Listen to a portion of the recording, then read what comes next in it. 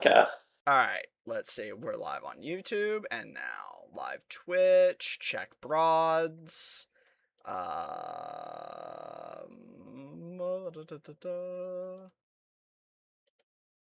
Buffering. Okay. Yeah, definitely live on YouTube. And I didn't realize that's what you were rocking today. Yep. Okay, so I've been rocking these all week because my stupid light keeps giving me a migraine, staring into it for like 3-4 hours at a time. And I watched a clip of some other guy talk about how he started wearing sunglasses to stop his ring light from giving him migraines. I tried it. It fucking works. It's dorky as hell, but you know what? I haven't gotten a migraine all week. So I'm trying to center my camera. It's like very off center. There we go. That might be better. Oop. I think that might be good.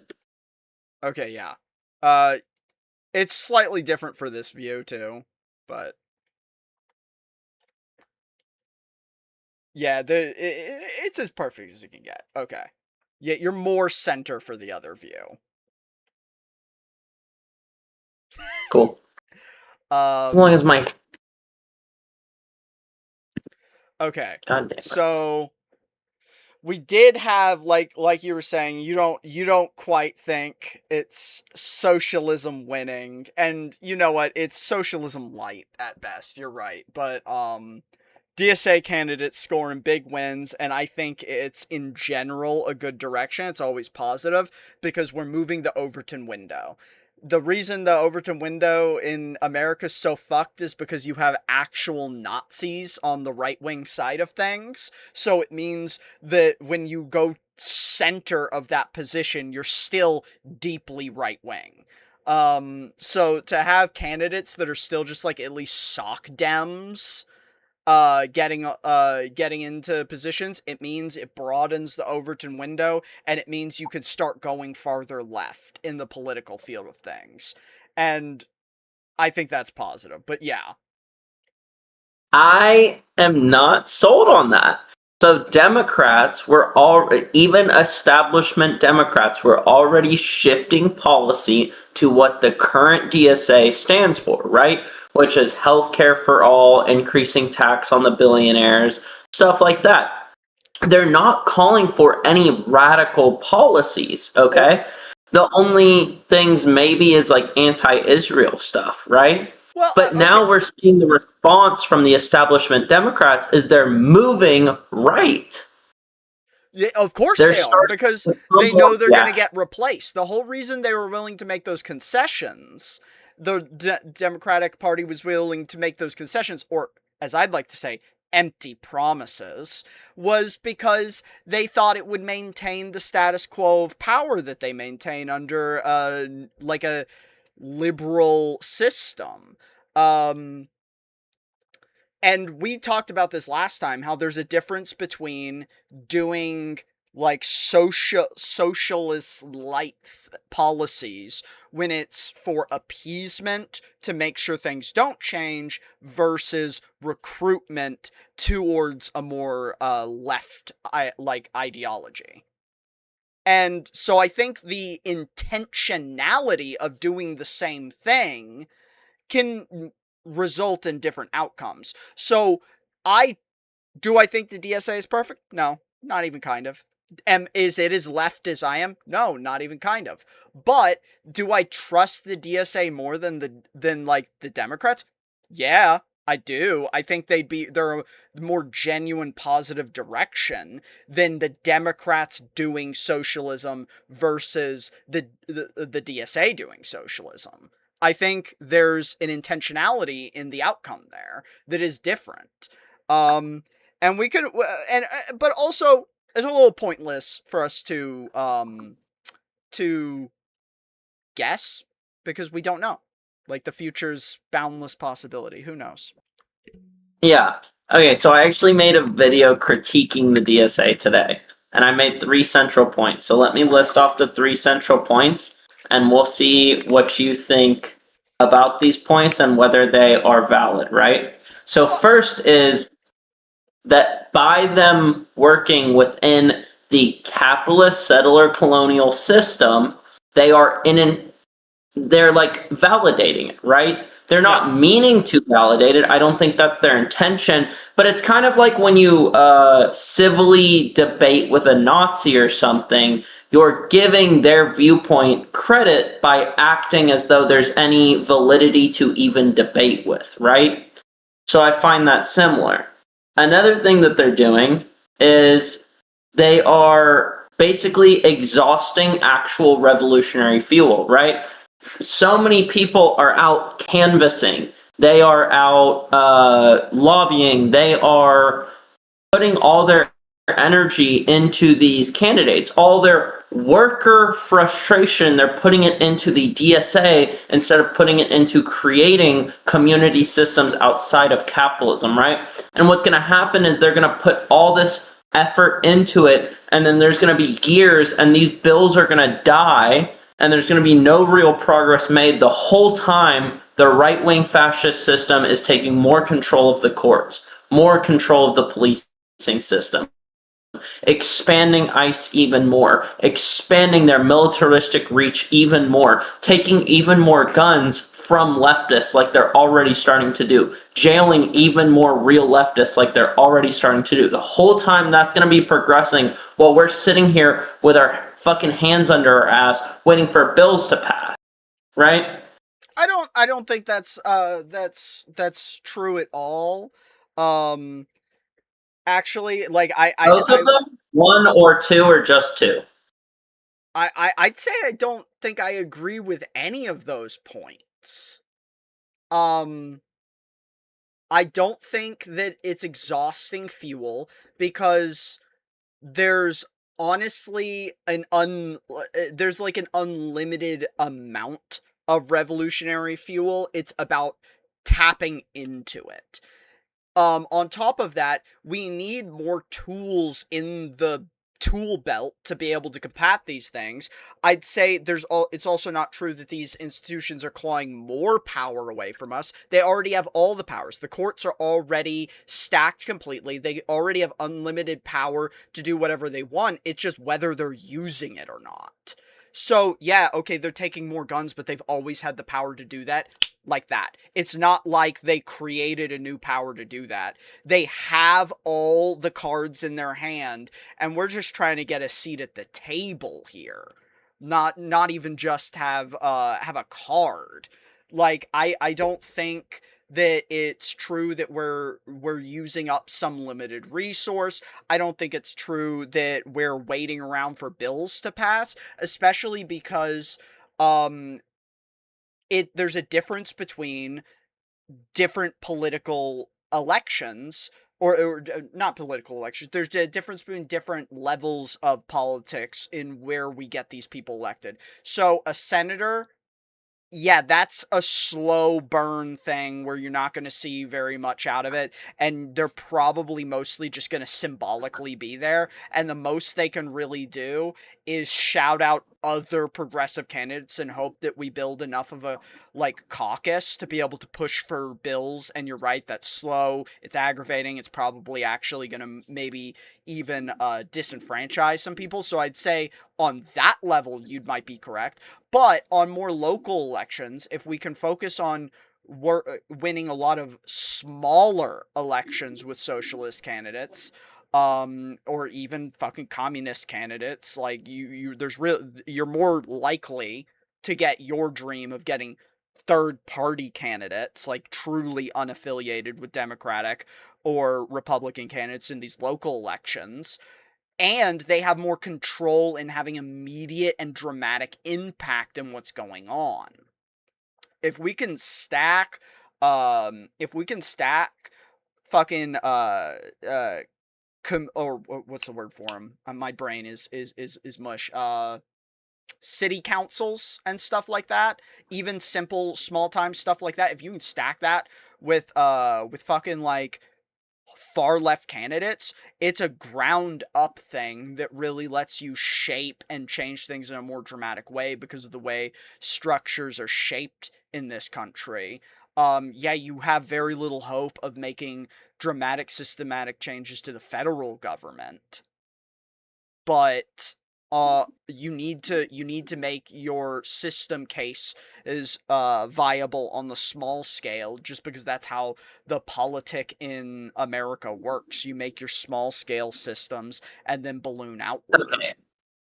I have a couple different critiques of this viewpoint, right?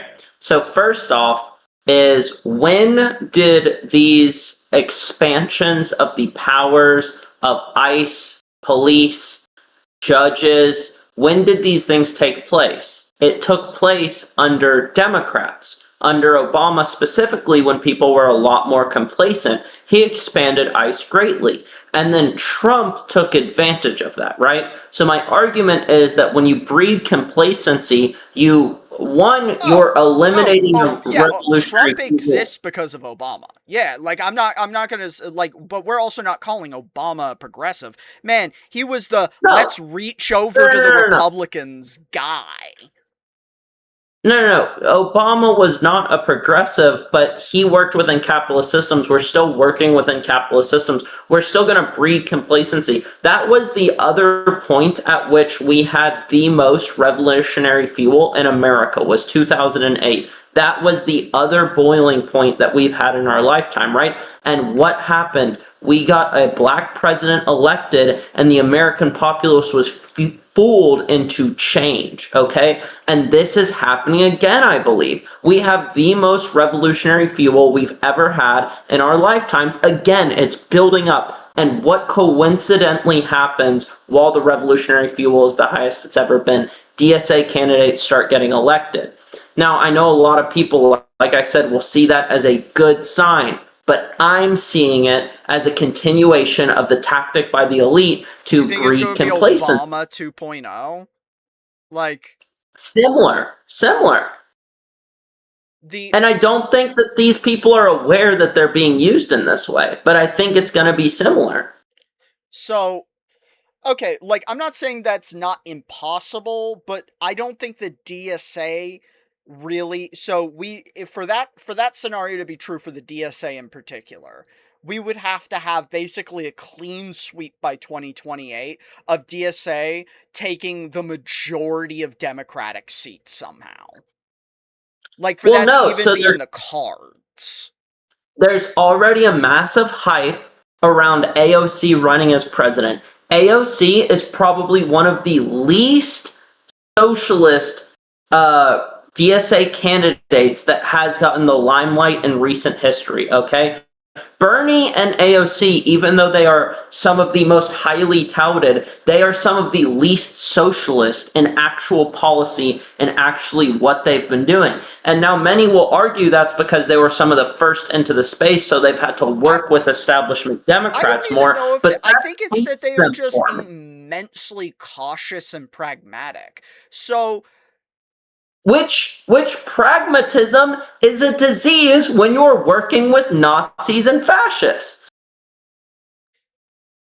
You don't be pragmatic with them. That's what I'm saying. You don't play civility politics with them. You don't give their ideas any credence or any kind of suggestion that you should even work with people like that.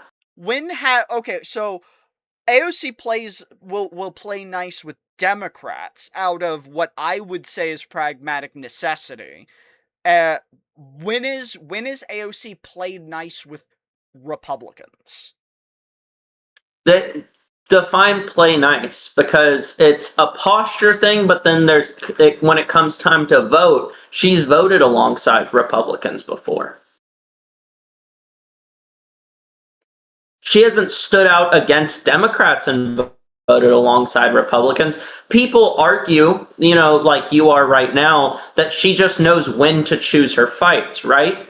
I would say that's a really bad sign to me, because some of these things are not when to choose your fights. Some of these things are legitimately things that are the spreading of the imperialist core. These are legitimately things that are suppressing workers' rights. These are legitimately things that are allowing the mass surveillance state to spread. Yeah, but And when I say pragmatism, if she were to upset a bunch of people in the establishment to get what to me that is just virtue signaling. She's virtue signaling how left she is, which some people might appreciate, but ultimately it's like, okay, she can play nice and get a seat on a committee which allows her to allocate resources in a way that actually positively affects her ability to be perceived as someone that gets things done.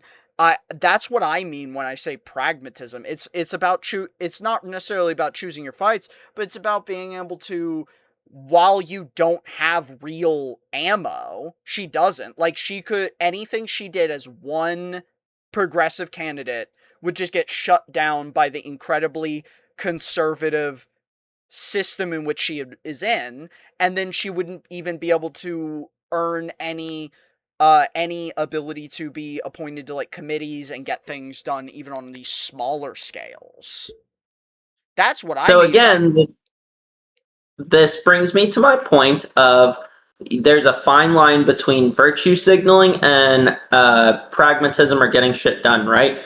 And I think that some bare basic things, which is working with capitalism and working with imperialism, that's not something that you give up on. I don't think you're virtue signaling by being staunchly against that, right? I don't think that you're exposing the evils of our institutions.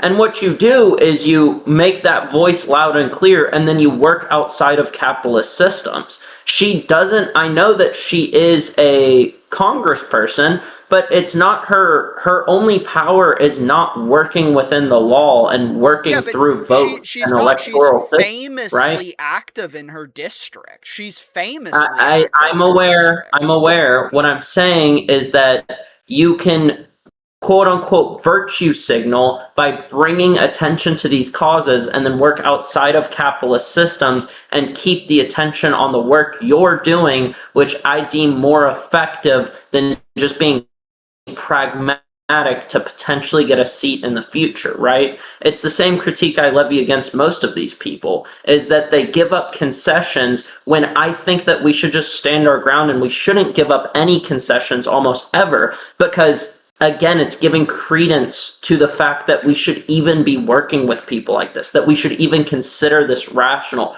We should be calling this shit out for what it is and then showing the power of the people and how we can implement the change, right?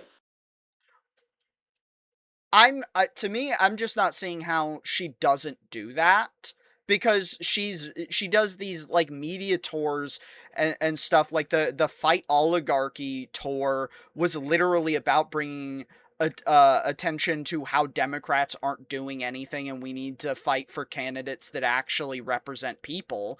Like, she does these touts of things that are outside of the system and not part of her job at all pretty continually.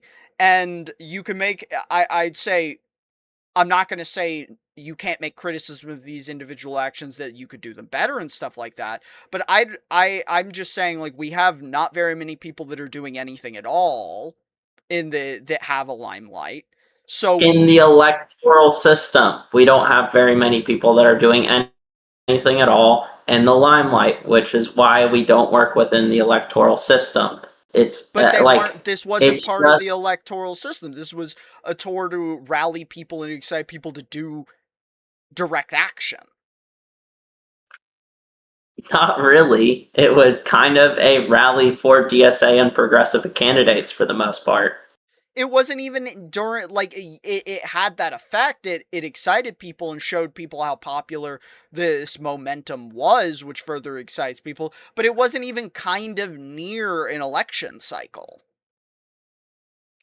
That doesn't matter. Election cycles last so long. You know how elections work. People that they're already building it for the presidential election, which is literally years away. Both Republicans and Democrats, DSA, progressives, they're all already building shit for the presidential election eons away. We're already hearing talks about Gavin Newsom, AOC, JD Vance all running for president, Tucker Carlson.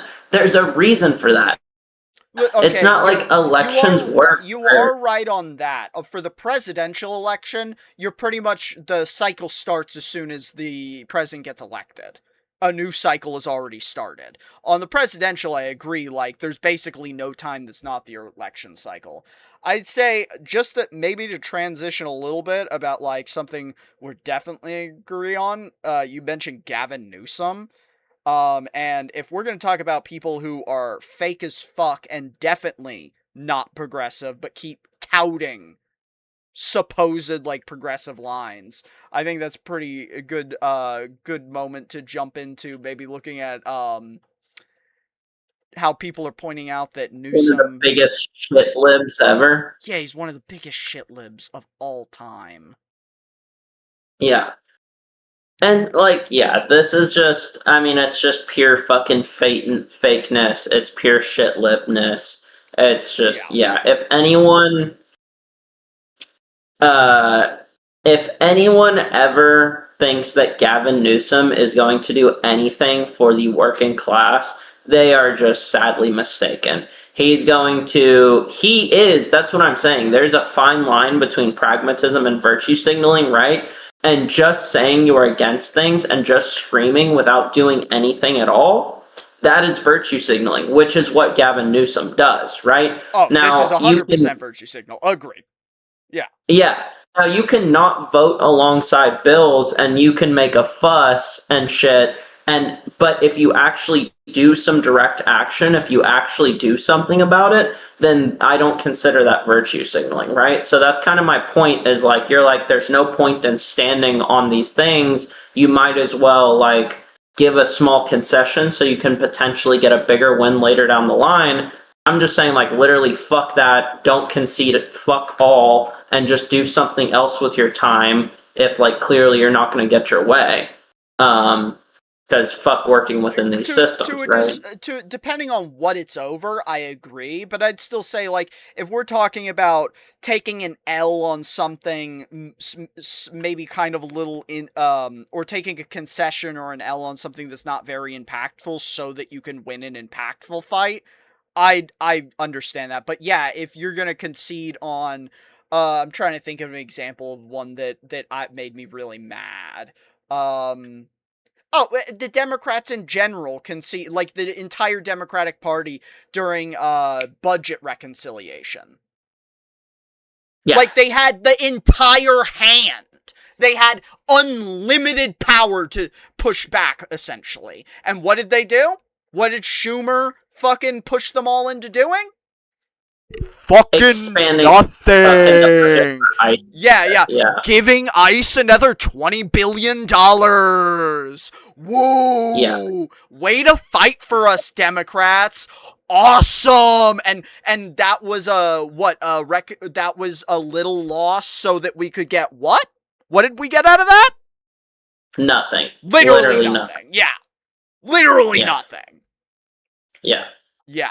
So I think it's a fine line. I think that overall, like, there's a lot of, like, I'm just worried that we're wasting a lot of our working class revolutionary energy on electoral politics right now, and that things like DSA candidates getting elected are going to funnel more and more people and more of their energy into those camps, right? And I just really think most of our energy should be focused elsewhere, right? Like, sure, go out and vote. Voting takes no fucking time, Exactly, especially in local elections. Go out and vote, right? I'm not telling anyone to not But go also out and get vote. involved in direct action.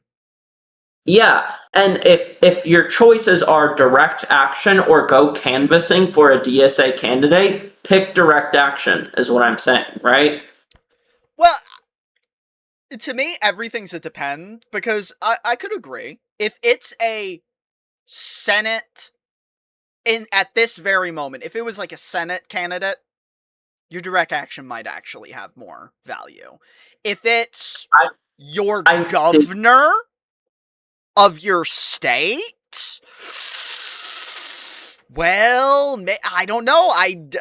So here's the thing. The reason we can definitively say that Gavin Newsom is a liar and this is virtue signaling and he doesn't mean it is because he has power to do this in his state now. And he doesn't. Yeah. Meanwhile, like if we had a DSA candidate who somehow got into the governorship of a state and they're saying they're going to do this thing and they're not doing it in their own state, well, we know you're a fucking liar. We know you're fake. We know you're actually just a Democrat. We know you're a liberal. And I mean that negatively. Very Yeah. negatively. Republicans didn't realize it. They're stupid. So when they say liberal, it's not actually an insult. When a communist says liberal, it's actually an insult. Yeah. Yeah, because Yeah. honestly, like, you can be almost anything and compared to a Republican nowadays, and it's like, oh, that actually sounds pretty good. Yeah. So, Yeah. like, yeah, it doesn't actually mean anything. But yeah. They have no idea what the fuck they're talking about. Now, when a Republican calls me a liberal, I'm like, motherfucker, I will gun you down in the street. You better not fucking call me a liberal again. Yeah, what are you talking about? I'm so much more max left. Yeah, and like I feel liberals talk. Like, yeah, and we were talking about speaking of liberals, like I think the liberals are actually pretty mad too. And that's what actually kind of gives me hope that something can actually be done is when the liberals are worried, when the liberals are mad. And while I agree that we don't have the most extreme leftist candidates that got elected, Daria Lisa at the very least makes me hopeful that it's expanding the window so that even more extreme, in quotations, people can be elected. I love the way. Yeah, I don't even like that word because, like, extreme, according to like American media and people, is like being anti. I have human compassion.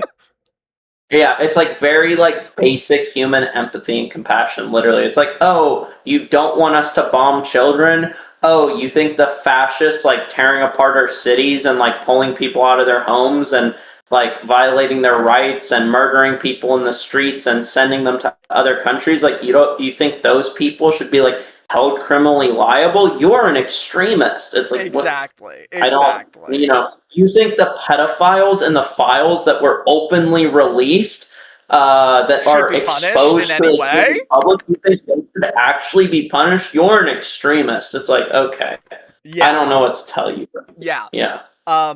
When I say extremist or radical, I mean like we're radical, dude. Yeah, literally. Yeah. But I thought that was funny because she like was forced to like say she didn't agree with a lot of the shit she said in the past and stuff like that. And then like I was reading all that stuff and I'm like, based. Exactly. And to a degree, what I kind of loved about it was that then her campaign released flyers that said fuck Kamala Harris the next day. Yeah. I love that. Okay, actually, talking about that, when that was brought up, her apologizing for saying fuck Kamala Harris, so during that debate, it kind of triggered me because they were like, the guy, I don't even remember his name. He was the person that she beat in the election. No one knew his name until this election, and I already have forgotten it. But he was mansplaining how important Kamala being elected would have been to colored women in this country, and that's how he said it. Too. Like, colored women in this country. To a woman of color! And just like, who's like, nah, I don't care. Yeah, I mean that's another, I think, critique of possible DSA reformism, though, is we are fighting against imperialists for breadcrumbs to be given to the working aristocracy, right? We are not, which like maybe could potentially lead to future things, but I think it could also very realistically lead to complacency, right? And what I mean by that is a lot of their main points are things for the American people, right? Which, like, of course, they're running for American offices, but that's not actually what communism is about. That's not actually what socialism is about.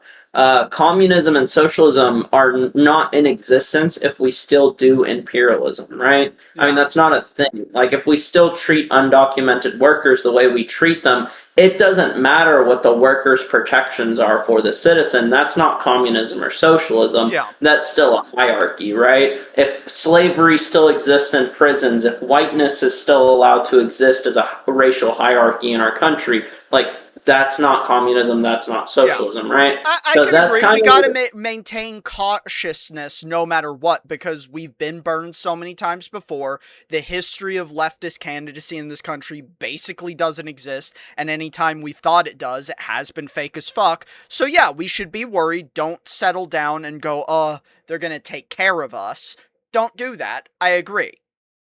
I mean, it goes all the way back to FDR and the Great New Deal. He got pushed, Great New Deal too, by leftists to do that and create so many workers' protections. And then what happened when that era of complacency was built Well, is we got pushed further right than we've ever been pushed, you know? well, I'd say that was like leftists at the time might have thought it was cool and not realized that it was a ploy, but FDR was a capitalist. Like, he was doing it with the intention to shut leftism down by being like, it's going to be controlled by the government, and then we're going to hand the keys to private companies along the way, and then dismantle the shit the moment we can.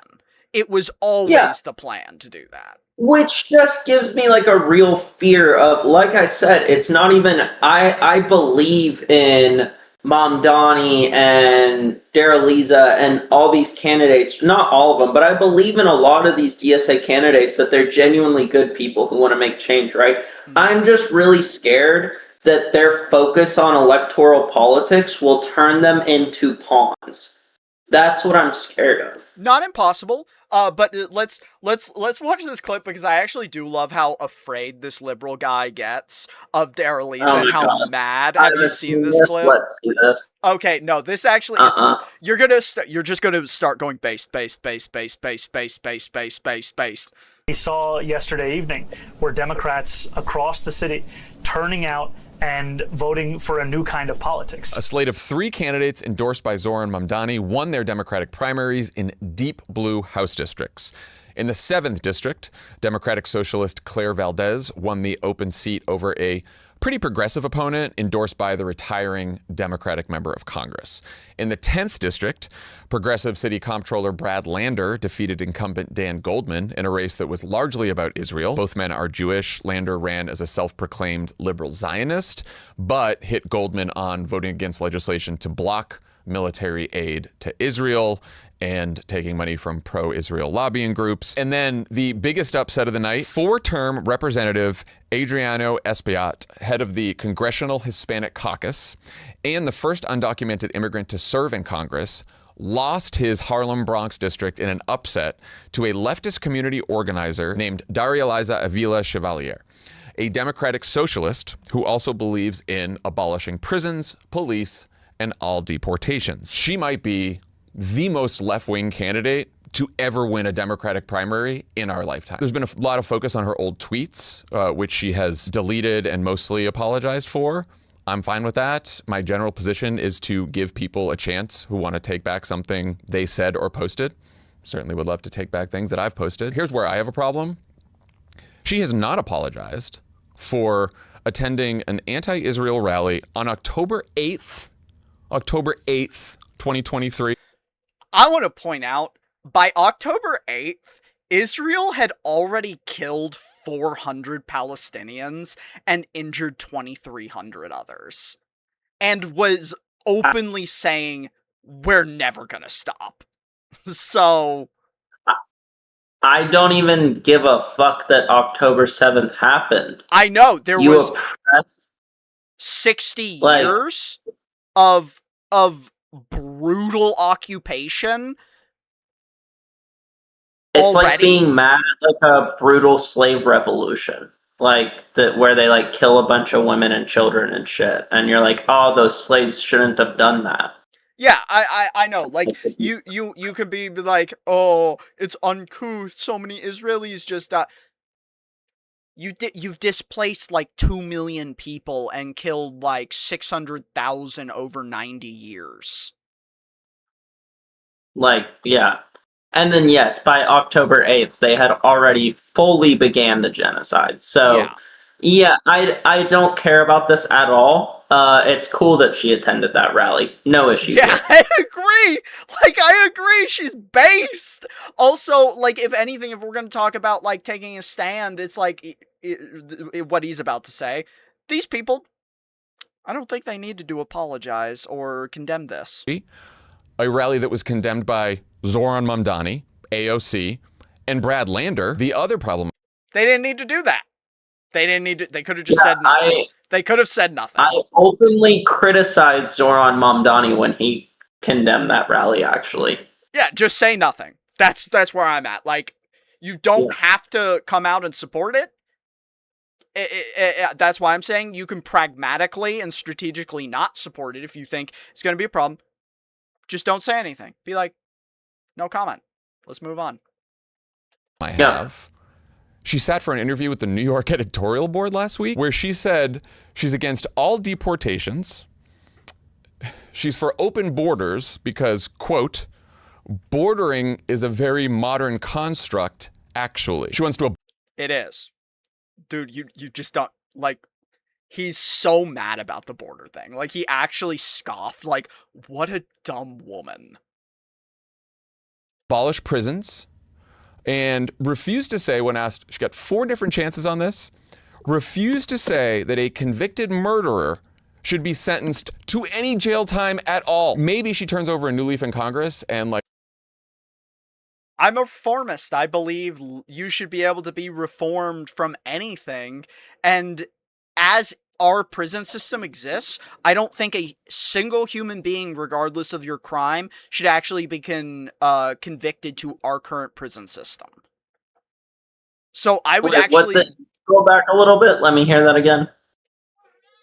Actually, she wants to abolish prisons and refused to say, when asked, she got 4 different chances on this, refused to say that a convicted murderer should be sentenced to any jail time at all. Maybe she turns over a new leaf in Congress and like her voting record doesn't match some of these more extreme positions. I hope so. But I think he literally went, I hope she's a fake progressive.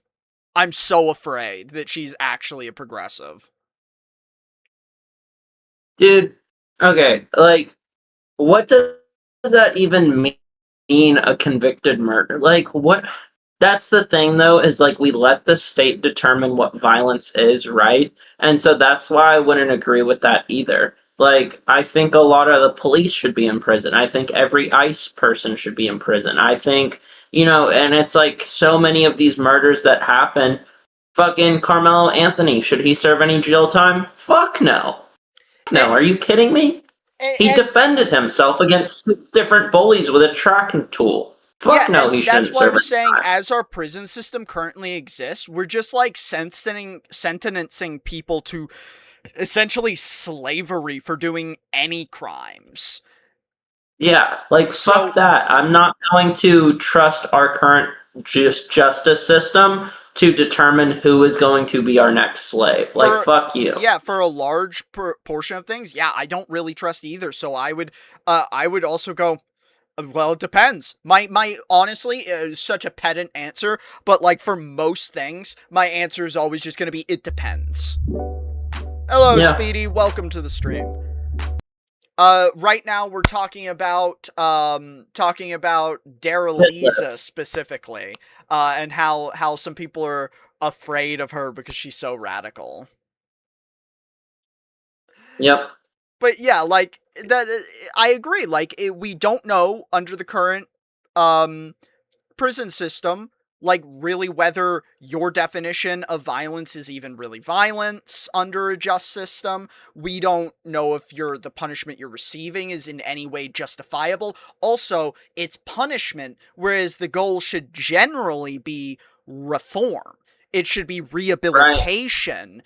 where Right. the only way, not even punishment, but more societal removal, permanent societal removal should be necessary, would be in unfixable circumstances. Which is extraordinarily rare, yeah. It's so absurd, the system that even exists, and like anyone thinks that this shit would like work or make any sense as a fucking prison system. Shows how fucking stupid people are who constructed our country are. The idea that like someone steals something, so then you force them to do slave labor for a while, and they're just gonna come out and be like, oh, I'll never steal anything again. Like, you're actually so fucking dumb. Yeah, it's ridiculous. But hey, it's what happens. Like, your prison system has to be for profit when everything is for profit. Yeah. Yeah. And then there's not really much left to this. The reason I bring this up is because when Democrats get questions about this, I think the answer is easy and important to give, which is that she currently holds a range of views that go from moronic to abhorrent. And not only those views not align with most Democrats in the country, nearly all Democrats in the country, actually most elected Democratic socialists, but like, I don't even think they align with like a lot of the people who probably voted for her. So like, I think people should. Why did they vote for her then? Yeah, he's a fucking idiot. Do you think her voters are morons? Like you think she is? Yeah. He's a fucking idiot. I mean, that's about all there is to it. That was such a shit-ass take. I oh, agree. No, she believes in all the things that everyone who voted for her thinks is, like, sick as fuck and is happy that she believes in. Like, yeah. There's a reason she won, dude. Come on. Yeah. And all of these things were, like, very open and out, and they were making like hit campaigns on her about all of these things. Everyone was fully aware about all of these stances, right? This is she just kept going up. She just kept going up. None of it hurt her. She was only gaining the whole time. Hell, I'm willing to say if the campaigning process had lasted longer, she would have won by a larger margin. Also, they love to do this thing when people say that they want to abolish the policing system, where they're like, oh, so you just want anarchy? You just want people to be able to do whatever they want without any repercussions? No, nobody said that. You're just being a dishonest shitlip. Like, that's all you're doing. Yeah, I always hate that too, because obviously everyone is talking about the system. Abolish the system as we know it. We can call the future system policing too, even though, like, I think it was probably better to differentiate it by name. But, yeah. Yeah, no, I agree. What other clips? Let's see. Did I have another clip? I feel like I had sent something. Oh yeah. We had this one here.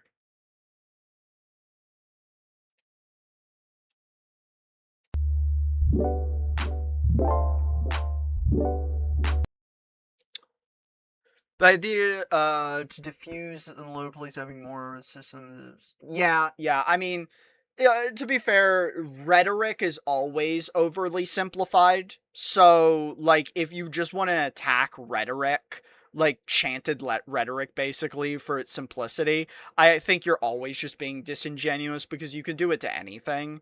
So, like, I would agree, maybe the phrase as a chant, abolish the police, could be too easily misinterpreted. But I think that's only because it's only because media intentionally has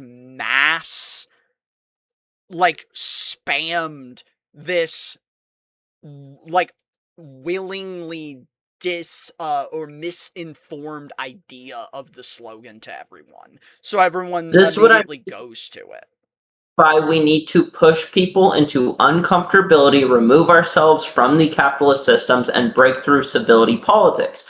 Because the whole idea that we need to play nice or play ball with people who are misconstruing our ideas, like, this is why I straight up say white lives don't matter, is because I'm very clear every time I say it what that phrase fucking means. And so if you want to get all offended after I say it and explain it, that's on you. You're upholding white supremacy. Get fucking kirked. I don't give a shit. I just explained what the fuck it means, and if you have a problem with that, you're actually showing me that you want to uphold the system of white supremacy because you're so attached to your fucking title of whiteness. You're not fucking white. Get the fuck over it. We invented this shit, asshole. Whiteness isn't real. So, You're right, Speedy. Yeah. I don't think anyone likes the news anymore. Like, the distrust in mainstream media is so prevalent now. yeah. No, it really You're is. right, Yeah.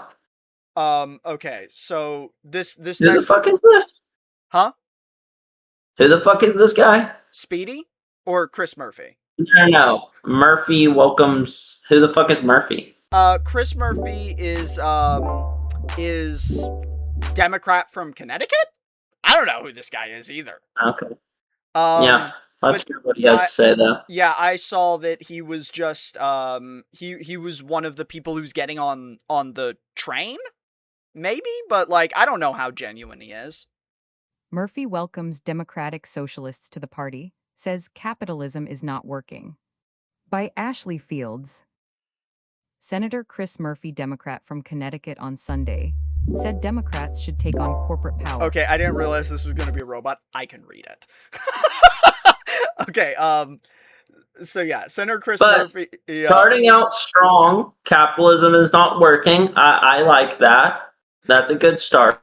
Yeah, like, that's a pretty strong out-in-front start. The thing is, like, you kind of like, can we take your word that you actually are starting to maybe change your mind or turn over to jump on a train that you see building, or are you newsoming it? Are you going like, I could say this popular thing because I know I'll never have to do it.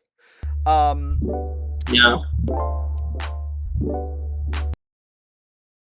Yeah, so Senator Chris Murphy, Democrat for Connecticut, on Sunday said Democrats should take on corporate power while arguing that parties should have a big tent that can make room for Democratic Socialists elected from New York City. I want us to be a big tent party. I mean, I've been saying it for years. I think it's actually a sign of a party that is alive and growing when there's a contest of ideas inside the party, Murphy said in response to the New York elections during an appearance on NBC News, Meet the Press. So I'm not a Democratic Socialist, but I do believe that the Democratic Party has been historically way too timid in taking on corporate power. I think our party should have bigger ideas, he added. Democratic Socialists won't fix state races in New York on Tuesday, coupled with, Democratic Socialists won. I don't know why I said won 6 state races in New York on Tuesday, coupled with 3 congressional wins. It has all sparked a debate within the party about whether far-left candidates should hurt Democrats as they try to appeal to voters across the country. Republicans have gone on the attack against the primary winners, who defeated progressive Democrats who had the backing of House leaders in Washington, D.C. New York City Mayor Zoran Mamdani backed all 3 of the insurgent Democratic candidates. I think it's actually funny that they choose to use the word insurgent. He has been a vocal leader for the Democratic Socialist model.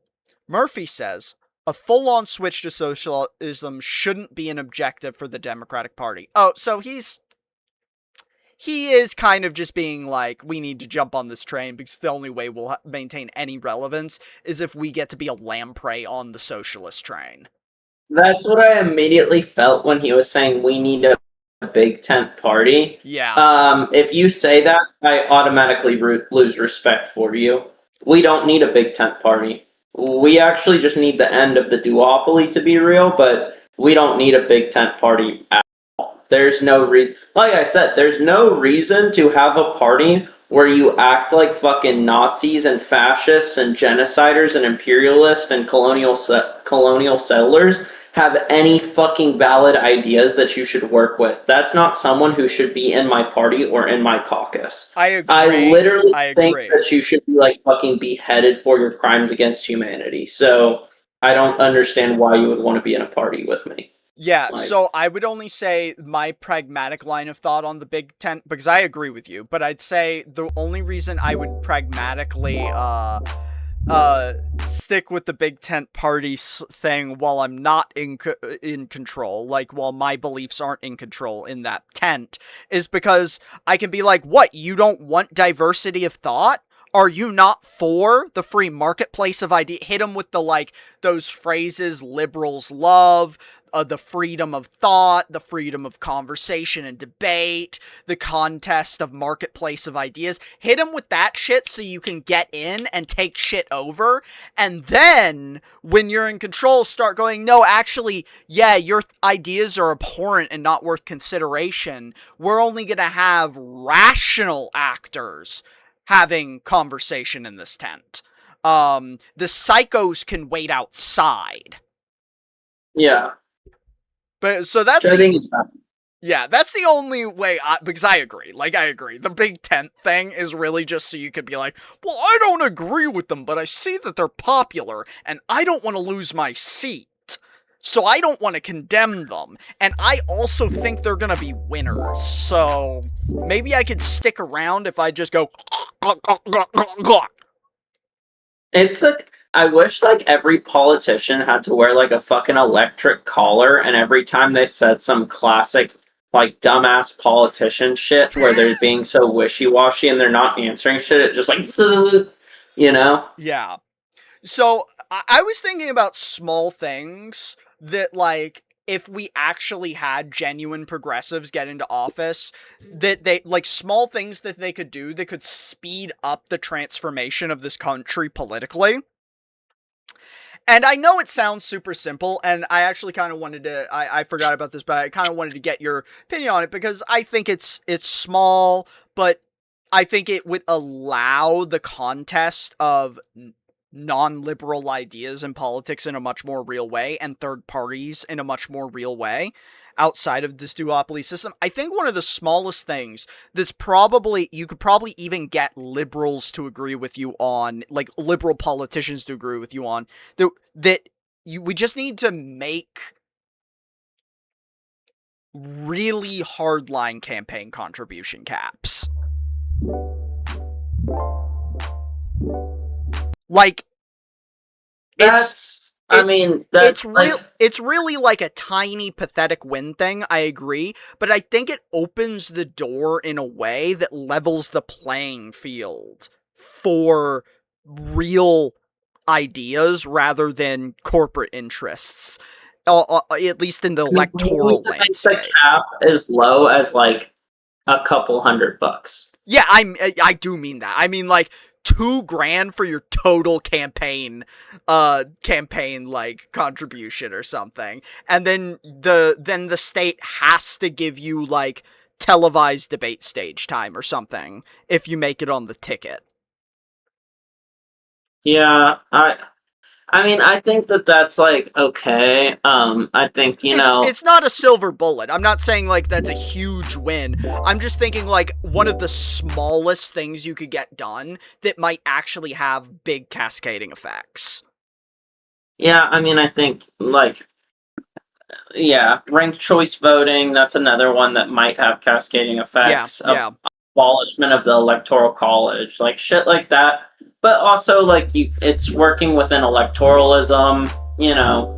There is minor precedent for like electoral politics actually working when it comes to socialism, but it's literally like one country ever and one city ever. Yeah. So, and it's definitely doesn't have any valid precedent in American context. If anything, it has the opposite.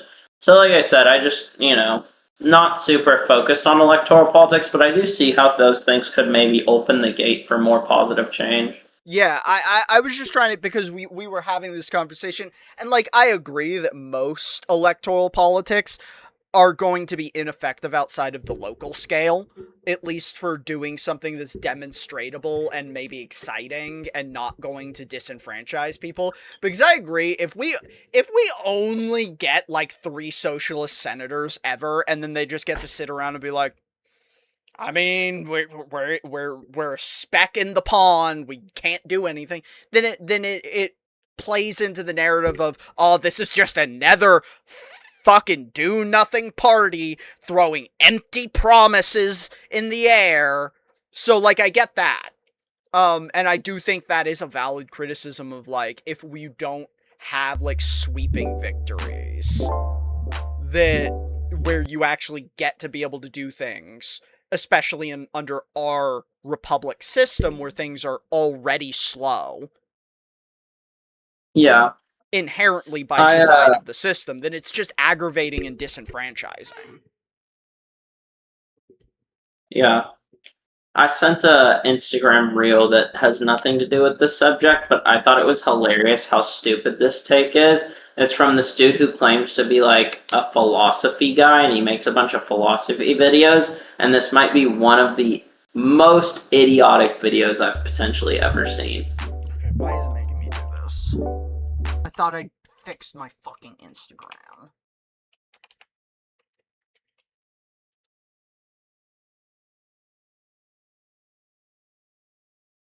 Yeah.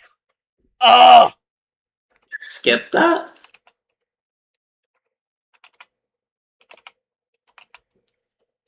I don't have this on screen right now. I was about to say, you're not doxing yourself. No, I switched to our double screen. So aggravating. Look, I've tried multiple times to also put my fucking content on Instagram, and Instagram, I'm just like, I have such bad luck with Instagram, it feels cursed. And, like, you gotta say, at this point, you've been witness to a bunch of it. This shit never happens to you with Instagram, does it? Nope. It happens to me every time I open this shit. I'm banned again! Oh, wait. They already went through it. What do they think I'm, like, a Russian bot? Like, what is this shit? They probably do. Holy moly. I don't know, Dude, Speedy. I've been banned 4 times, and I've never made a post. I've never made a comment. I've never made a post. I've been banned 4 times. Okay, now we can watch this. Cool. Who is this guy? Jefferson?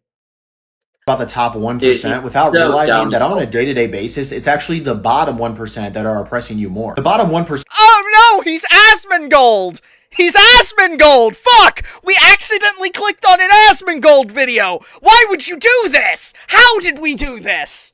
He's just using a face filter! Fuck! No, but it's so funny because his whole page is him like quoting philosophers and shit. Like he's the biggest pseudo-intellectual ever.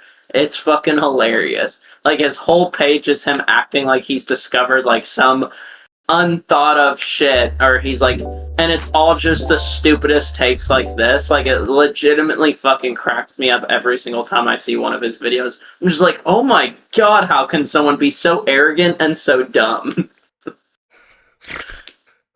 I bet they're all quotes from Voltaire. Are the reason why you lock your doors and feel unsafe when you go outside. They're committing the majority of the violent crimes. The bottom 1% are the ones that require the most federal aid, which makes your taxes go up. The bottom 1% are the ones that exploit everyday systems, making it so much less convenient for you. That a Yoder That's just not even kind of true. The top 1% exploit all the systems on a scale that is unimaginable. Also, the whole like tax thing is also literally not true. Also, nobody cares about the top 1% because the top 1% includes so many people that are laborers. We care about literally the top 0.0003%. Yeah, like, that you're actually right, because at this point, wealth disparity is so bad that even someone who's making like $1 million a year, which nowadays isn't even actually that insane. Like, you're gonna live very comfortably forever, but if you make $1 million a year, you could just have a successful small business. yeah. Like, that doesn't guarantee that you're, like, loaded. Exactly, yeah. I mean, if you have multiple kids and you're making $1 million a year, honestly, that's just like you being comfortable enough to be able to support your kids. Like, that's, At yeah. least under our system, because yeah, that just means you could send all your kids to college. You can do what you used to be able to do in this country, which is buy your kids a home. Like the stuff Yeah. that we should be available to everyone. Yeah. And maybe cover your kids' health insurance. And like I said, that's a labor. Ultimately, if you make your income from doing a job, I don't really, that's like an actual valid job where you are not extracting the value from other people, I don't really have an issue with you. Yeah. There's always ways you could be doing it more ethically, but I agree, like, yeah, there's some small business owners that suck ass. I've worked for them, but I'm currently working for a small business owner that rocks. So, Yeah. like, yeah, it's a sliding scale. At your local convenience store is locked up because the bottom 1% are stealing it. If they're No, it's because the top 1%. What's the most convenient thing in your life, right? Is that when you have to go get soap from CVS, it's locked up. That's the thing that really bothers you in life, Loki. Like, that's how you know this guy's so fucking out of touch and stupid, is that he uses that as an example. Like, we're out here literally not being able to breathe clean air, having extraordinarily high asthma rates and lung cancer rates because of a fucking AI facility in our city. And he's like, yeah, don't you hate how the soap is locked up? I would just have to immediately be like, why can't they pay for the soap? Whose fault is it that they can't pay for the soap? Yeah. Also, yeah, literally, whose fault is it that they can't pay for the soap? Whose fault is it that they're even considering stealing from that store? Yeah. Whose fault is it that they have to pay for basic amenities like fucking soap? Like, can you imagine being so downtrodden that you have to consider committing a crime to clean yourself? yeah. Whose Like, fault shut is up, that? dude. That doesn't just happen. That's the product of someone else's action. there's a line where there normally shouldn't be a line, chances are a person from the bottom 1% is causing some type of ruckus. In general, Lines are poor people's fault? Yes. society Lines has are poor people's fault. Corporations being so greedy that they're locking up bars of soap because they can't lose a single fucking dollar. Speedy's To right. This the has to be person they're rage bait. This has exploiting. to be rage bait. I refuse to accept that someone's this fucking No, like, you can dense. click on this dude's page. This is his whole page, is like the most idiotic takes like this.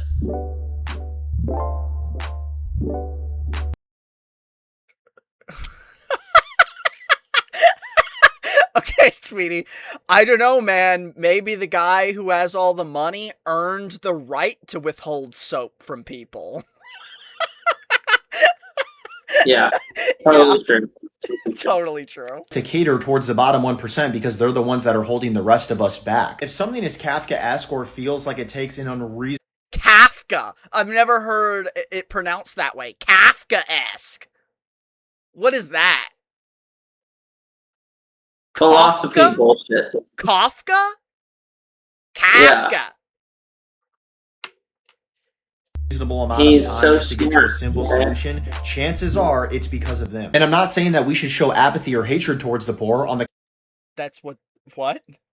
You just told us all of life's problems are their fault. contrary, I think that we should show them love and sympathy. The problem is that everyone has the courage to criticize the rich, and I'm not saying that's without reason, but it's the trend. Everyone's doing it, and no one has I have the courage to criticize the poor, the disabled, the needy, the weak, the enfeebled. When I see someone... So courageous that I can criticize kids with cancer.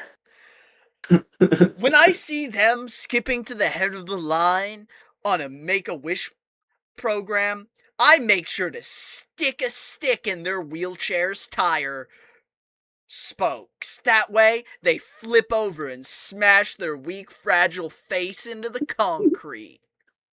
That way, they can get hard and successful like me. A guy who made videos talking about philosophy that I don't understand in my mom's basement. The courage to criticize the poor because that requires nuance and critical thinking, but most importantly, you look like the bad guy. And I'm not bootlicking the rich. Yes, I acknowledge that they're also required critical thinking. This is the take that required critical thinking. I actually just felt part of my brain die a little. Like, this is the fucking take that requires critical thinking, man. You're Nailed right, it. Speedy. This is the internalized racist guy who saw black people acting crazy and now has to create a narrative that the bottom 1% are the bad guys as a veiled system of racism. That's exactly what's happening. This guy totally is actually just low-key racist. That's actually probably true. That's probably true. Because when he says 1%, yeah, he probably just means black people. Dude, yeah, actually, what the fuck is on this dude's page? Just click on, like, his most recent video. Let's see what it is. It's probably so just hard that you feel... not his pinned one. What? I mean, you can click on a pinned one too, but it's also Oh, probably I didn't stupid. even notice it was pinned. I never used it. This is how you tell if somebody's actually your friend and not someone that dislikes you behind your back. And no, it's not if they're nice to you or if they support you. It's actually the opposite. It's if they criticize you and disagree with you, if they think that what you did is wrong, because they know that you'll be mad at them for the time being, but they actually care about you and want you to be better. This is how you tell if somebody's actually your friend. See how smart he is, dude? I feel like he didn't say anything. Strike a monster while it's still a monster. Once you understand its pain, your hand begins to weaken. There's a concept in psychology called the mere exposure effect. The more that you are exposed to something, you will begin to like it by nature. So if something is evil and you hang around it long enough, you will begin to accept it. You must confront and put an end to. No way! Like, everything he says, like I said, he acts like he comes up with, like, these crazy thoughts all the time. But have you ever seen the videos of Is people... Is that what that's from? As Speedy said, not the Interstellar music. Yeah. Have you ever seen the videos of people memeing on old school philosophers where they're like, life is life, and we should live. And then it's like a bunch of people in a crowd being like, oh, yeah, and throwing the money. Like, that's literally what the fuck this dude is. Like, dude, actually, you know what? I have a video. This is like actually spawned thought that I have a video that we should totally do a react to that that brings up the pointlessness of like pontificating on these old school philosophy trains. They're not, like, that's the thing. So, like, all the time, women make videos where they're like, men who talk about philosophy is literally just, like, basic fucking thoughts I had when I was 7 years old. And I don't think that's unique to women. Like, men want to shit on women all the time for having that, like, take. But I think it's just, like, universally true that men think they're, like, so fucking philosophical and they have these fucking takes and they're all just so lukewarm IQ takes. Like, they're just literally the most basic observations of human life. We're not gonna watch this whole thing for sure, but there's just this portion in the beginning that I think we definitely have to go through because I think it's actually kind of relevant. It's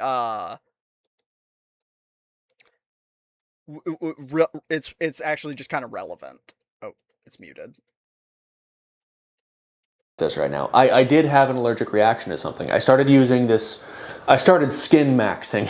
I started looks maxing, which is to say basic skincare, because I took a selfie and I was like, wow, I look like I'm fucking 40. And I got fucked up. So we're done with that. I'm just gonna keep rubbing sand and all. The good old days.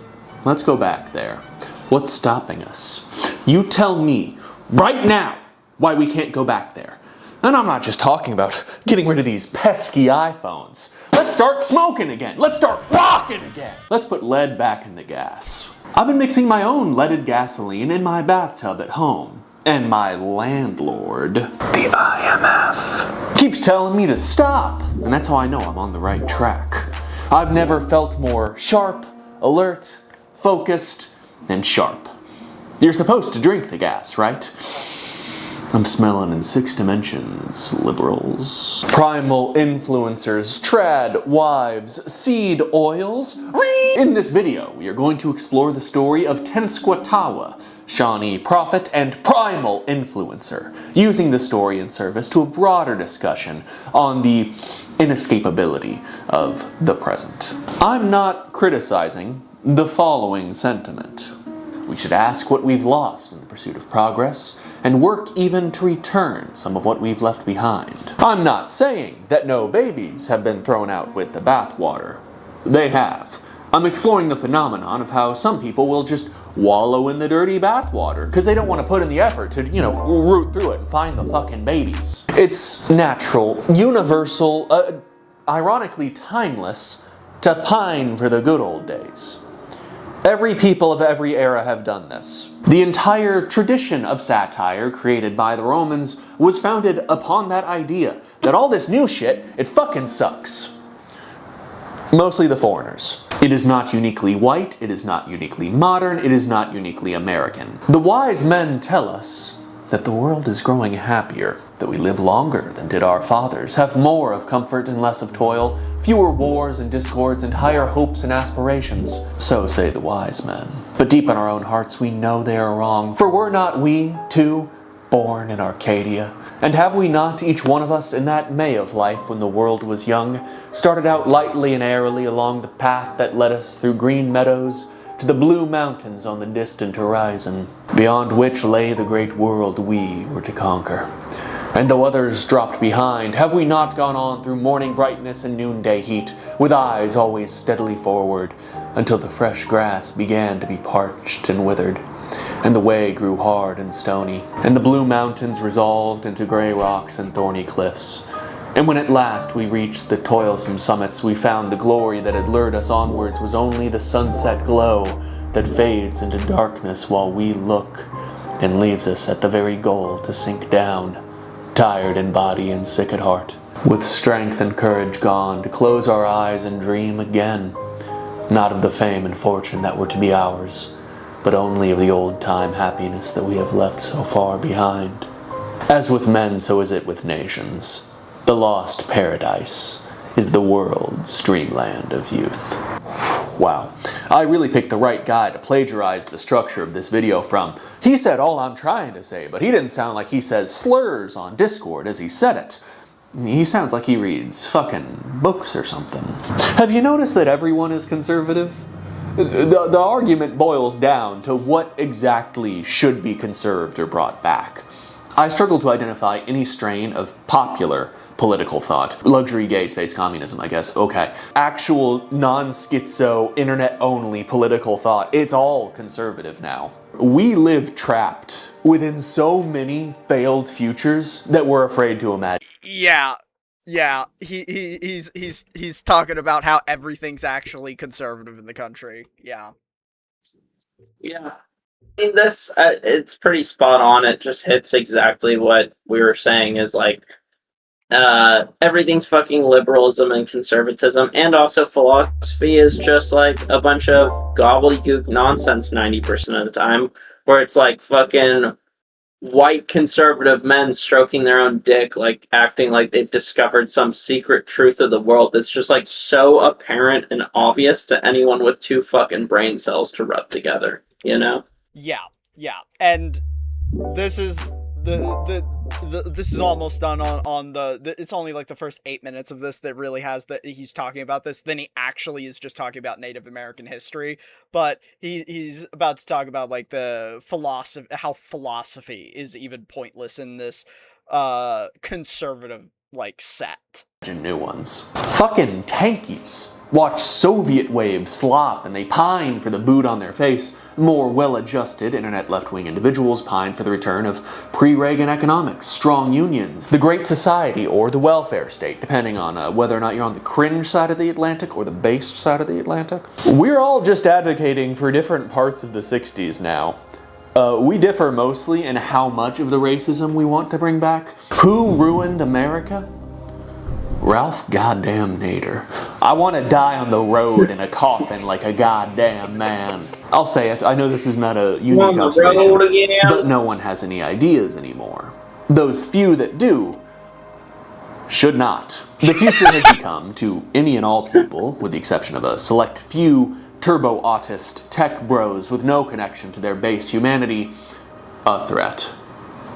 In times like this, where the future is only a threat, that's when returning to tradition reaches its zenith, its peak popularity. I'm not offering solutions to our present circumstances and our lack of faith in the future. Raycon doesn't pay me enough, and let's be real, I'm not... Come on. Someone else should figure that one out.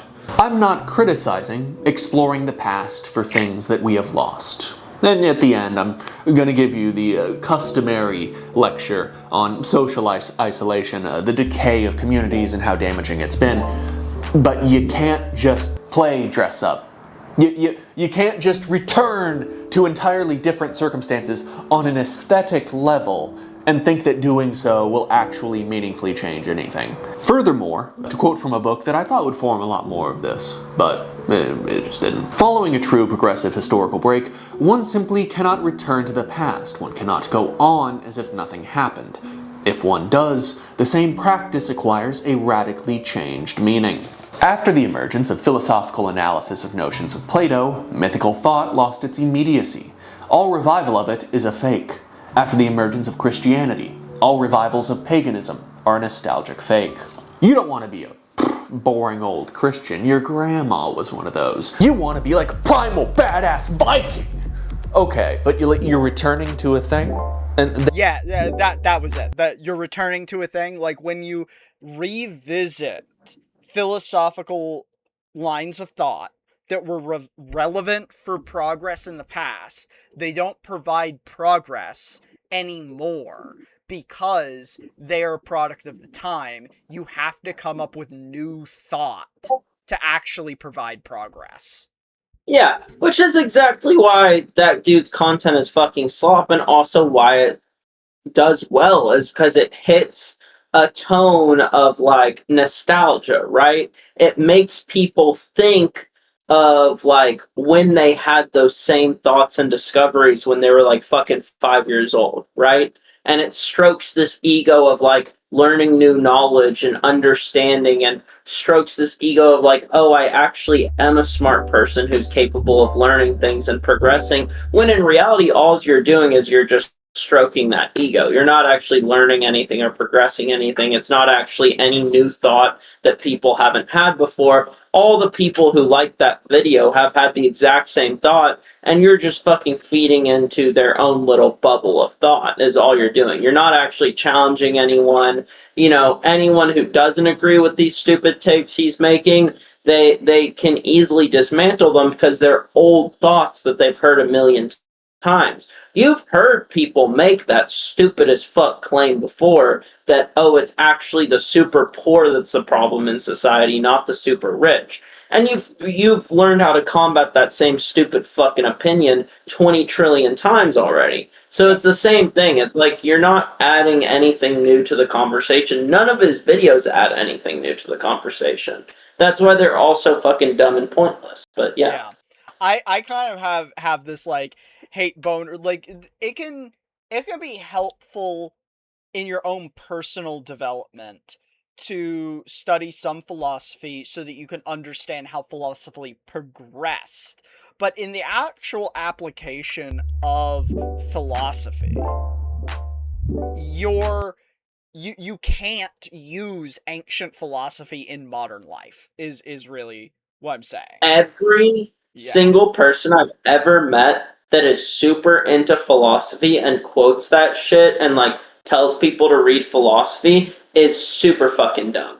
Without fail, they are the biggest pseudo intellectuals every single time without fail, because they don't explore new thought and new philosophy. If you ask them about any singular writing that was made in the 1900s, they will look at you like a deer in fucking headlights. If you ask them about any singular writing that was made in the 2000s, they will look at you like a deer in fucking headlights. They have no idea. Yeah, I agree. And you know what? That's actually something that I've encountered, because it just so happens that a lot of these philosophy obsessed people also tend to be kind of like tech bro-y conservatives for some reason. At least in my experience. Again, because they're pseudo intellectuals. Yeah, They they're believe that pseudo-intellectuals. They're doing tech it for the is smart. They aesthetics of believe philosophy intelligence. is smart. Yeah, exactly. Yeah. They will I have experienced the common criticism that they will criticize like Marx and Engels as philosophers on like the basis that they have flaws in their like outline. And that's true about every philosopher, but also we're not using Marx and Engels as a fucking Bible. Yeah. We're using them as a progressive jumping off point to build upon the last 200 years of capitalism.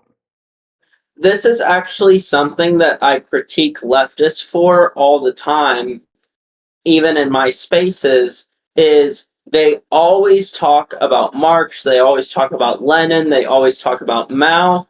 Motherfucker, have you ever read a single fucking thing Huey P. Newton wrote? What about Malcolm X? What about Fred Hampton?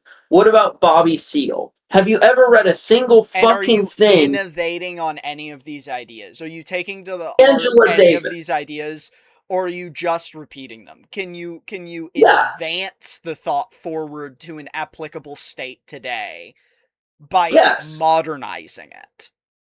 And you're actually, by constantly fucking quoting Marx and Engels and shit, you're actually going against their thought. Because one of the things that they all believed in is that socialism and communism is actually very regional and very different depending on all the context of the area, and you have to approach it differently depending on that, right?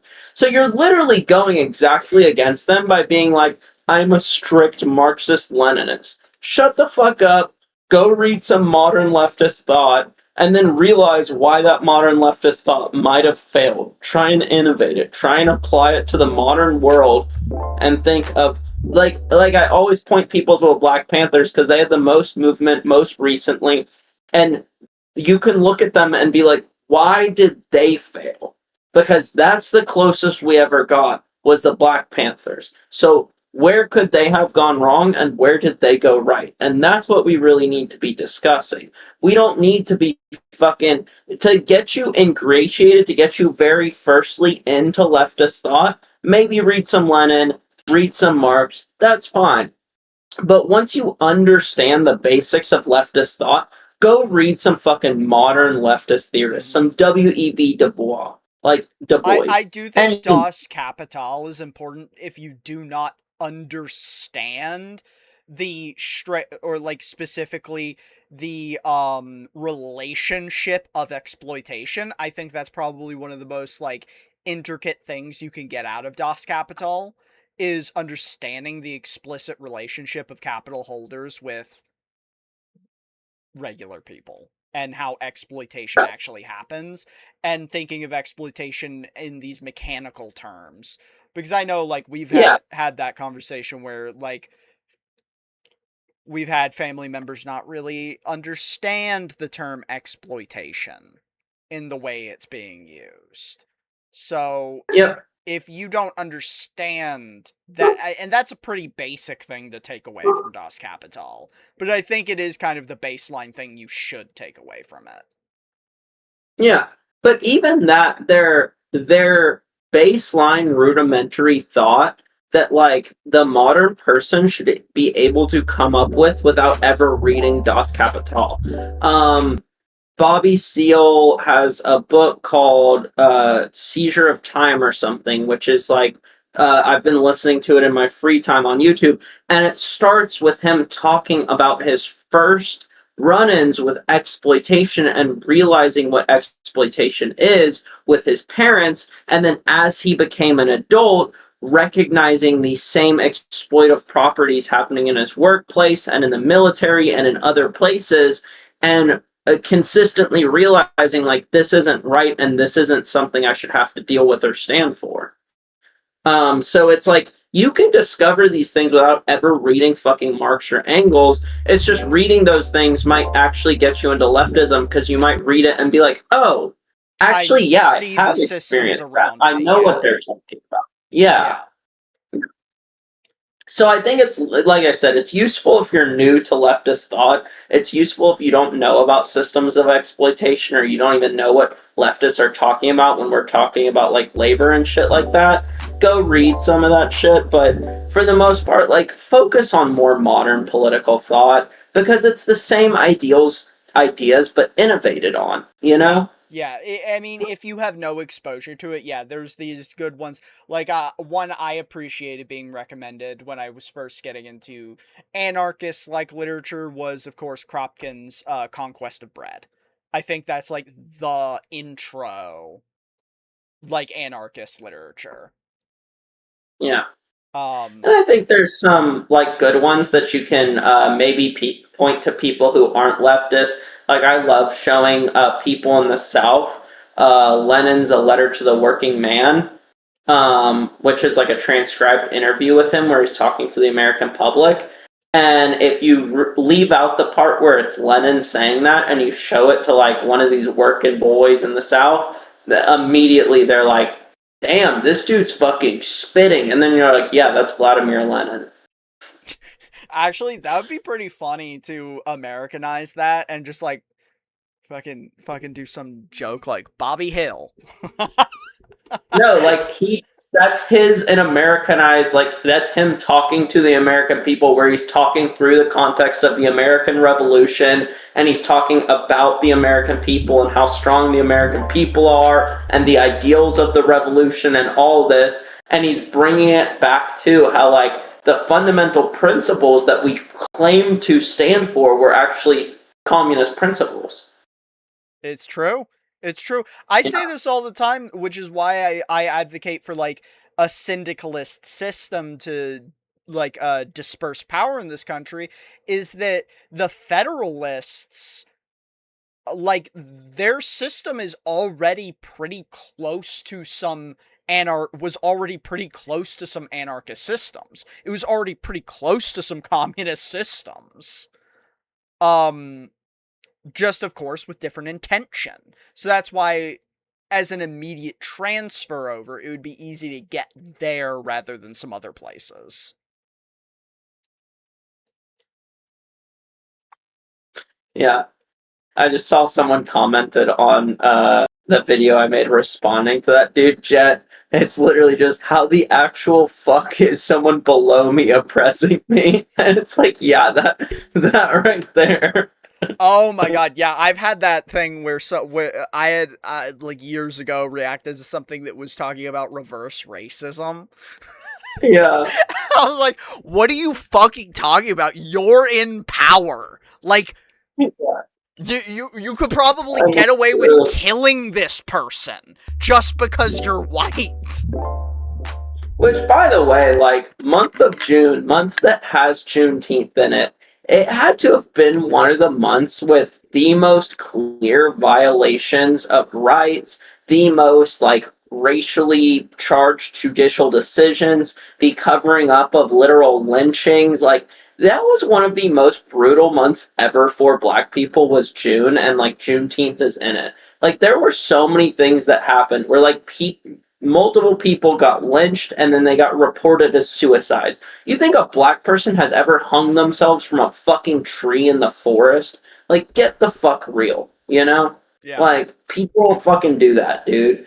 And it's just, and then too, like, you know, the Carmelo Anthony, the Cyrus, like, all these fucking decisions that judges have made, like, it's so absurd to me the way that we blatantly treat Black people in our fucking country. The blatant prejudice we have against black people in our fucking country, and then people still have the gall to try and play this fucking white victim mentality. It's so ridiculous. I made a video about the manosphere too, because it's like every fucking dude in the manosphere, even men of fucking color, even black men in the fucking manosphere, acting like white men are the biggest fucking victims on our planet, and it's the most absurd shit ever.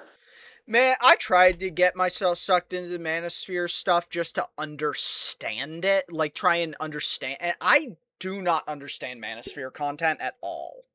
Like, I just don't who's consuming it and why? I want to know, like, who is a Myron Gaines fan? Because I saw a clip of him the other day where he literally was saying that eating vagina is gay. Like, who listens to that and is like, this dude is, that's a guy I want to listen to. Yeah, I mean, even back to the biggest one, which this is the only one I could ever understand, was Andrew Tate, and it's because the dude is hysterical, but not for good, not because it's like, oh, he's actually a funny guy and he's no, he's a lol cow. Yeah, he's just ridiculous, yeah. Yeah, like, I still quote his aunt accidentally, like, pro-trans thing, where he's like, it's way more gay to fuck a guy, or to fuck a woman who looks like Hulk Hogan, who has a pussy, than it is to fuck a dude who looks like Megan Fox with a penis. Yeah, that shit was hilarious. He did ask that. What's more gay? Have sex with a dude who looks like Megan Fox or a woman who looks like Hulk Hogan? If you chose the Hulk Hogan, you're gay. It's like, that shit's so funny, dude. Yeah, it's to this day one of the funniest things ever said by anyone. And it's only funny because he said it in complete earnestness. Yeah. He's a pretty big lol cow. Yeah. I don't know. The whole movement can't be lol cows, because, like, there's people that are into this. There are people that are paying thousands of dollars to go to manosphere courses. Yeah, which is so absurd because the whole movement is a lol cow to normal people. Like, we hear the shit that they say and we're like, that's fucking hilarious. And then we turn around and see, like, thousands of men, like, obsessed with them and ingrained in them and paying them money in order to, like, learn from them and shit. It's just such a confusing fucking thing. It honestly, like, things like the manosphere do make me lose a little bit of faith in humans and their ability to further any progress, you know? Like, I try and believe that in the end, good will win if we fight for good, right? But then I see people legitimately, like, get ingrained in the manosphere, and I'm like, we might be fucked, guys. We might just be fucked. Yeah, oh my god, let's see if I can find the clip, because, oh my god, it was a manosphere clip. Also, hi Logan, how are you? Thanks for joining. It was a manosphere clip that was like Nick Fuentes and Asmongold talking about how looks maxing is important. Oh, what was this? I remember watching a video essay discussing the correlation between femboys and alt-right fascists. They basically traced it back to incels and 4chan. Well, okay, everything starts at 4chan somehow, so I guess that makes sense. But let's see. It was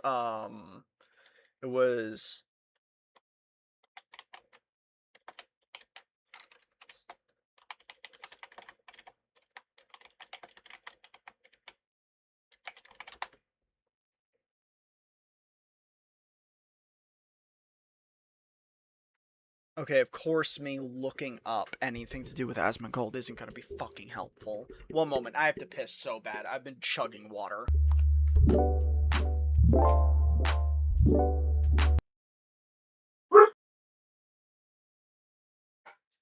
So if anyone watching is interested, I am going to start doing free workout classes for the 100 2 times a week. If you join the 100, you can do those workout classes. I also have like a school community with like full workout nutrition guides, full direct action guides, shit like that. If you join the 100, you can get in that for free. It is donation based, so honestly, anyone can join my school community for free. You don't have to donate. You know, if you donate, sick as fuck. Most of the time, I use those donations for direct action anyway. So yeah, running that. Starting 2 classes free next week. Hopefully, some good attendance. First class Wednesday night is going to be a strength and conditioning class.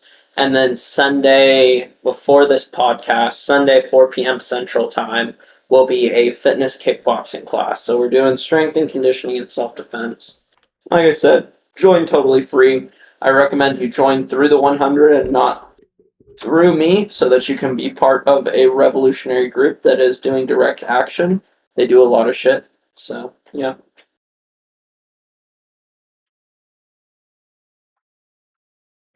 Whatever he said, yes. I was talking about I'm going to start doing 2 free workout classes per week for the 100. And they're like a cool group, so if you want to join them, you can get 2 free workout classes a week. Okay, cool.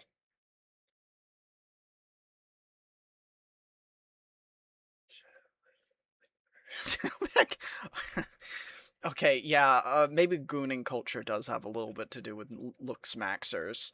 Man, okay, I guess if I wanted to talk about the stupid Asmongold clip, I would have had it queued up, because I'm never gonna find that shit.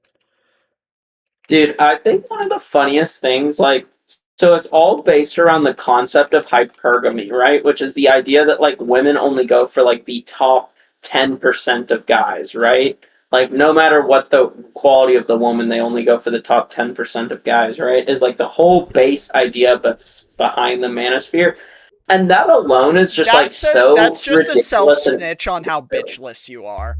That is just a self-snitch on how bitchless you are. It's literally like, I'm so socially awkward, have 0 fucking things interesting about me. That's exactly why I was bringing up Logan. The Roach King talking about looks maxing is the most ironic thing ever. But yeah, go on, Sky. Yeah. The whole looks maxing sphere is so closeted gay. It is so insanely closeted gay. Yeah, because it is really just about appealing to other men. Yeah, it's just seeking male validation. That's all it is. Dude, that's one of the things when I got in the fitness community was one of my biggest reservations was like that the fitness community as a whole is so about seeking male validation, and that it's not actually about self-improvement. It's not actually about health. It's about literally seeking fucking male validation. Yeah, outside of maybe a one-time hookup, most women aren't gonna care if you're super hot. Like, there's certain things, like, women kind of want you to have a little bit of gut on you, so that way they know you're gonna go have a sweet treat with them every now and then, and they don't have to feel shame. Fuck that, I'm getting shredded. I don't care. Yeah, admittedly, I'm gay as fuck here. I want abs. I'm getting fucking shredded. The whole goal is so that I look hot while fucking. Literally. So I can put a fucking mirror on my ceiling like a frat boy and watch myself fuck you. That's the only point of this, yeah. No eye contact with women at all. You're just looking at yourself. Yeah. Yeah. Yeah, we hip thrusts a lot, and I recently got up to 500 pounds for 7 reps on hip thrusts, and someone was like, what possibly could be the point of that? And I just go, it's about the motion of the ocean, baby. And they're like, okay. Yeah, same reason you do Kegels as a man. It's important. It's important. Got a Kegel max. Yeah. That's really the looks maxing people should be into. Hip thrust maxing, Kegel maxing, fucking, yeah. If you can't break a cinder block by fucking smashing it with your pelvis, are you even really a fucker? Fact. There's this hilarious dude I found named One Hot Trail. I started following him because he was doing like nutrition science videos about like testosterone and different things, like kind of dismantling all the ideas that like you can increase your testosterone through these different ways. And then randomly out of left field, he just starts making videos about like dick lengthening methods and like actual scientific literature on like people who use penis pumps for an hour a day and it actually results in increasing penis size and shit. And I'm just like, what? What has your channel turned into, dog? That is so wild. And you know what? High testosterone stuff, that's not even gonna guarantee anything. No, it's not. Fuck, there's this engineering YouTuber I watch every now and then, and he made a video last year about how he's getting medical checkups because he found out recently he naturally has a testosterone score of 1200. He's not. Yeah, which is like ridiculous.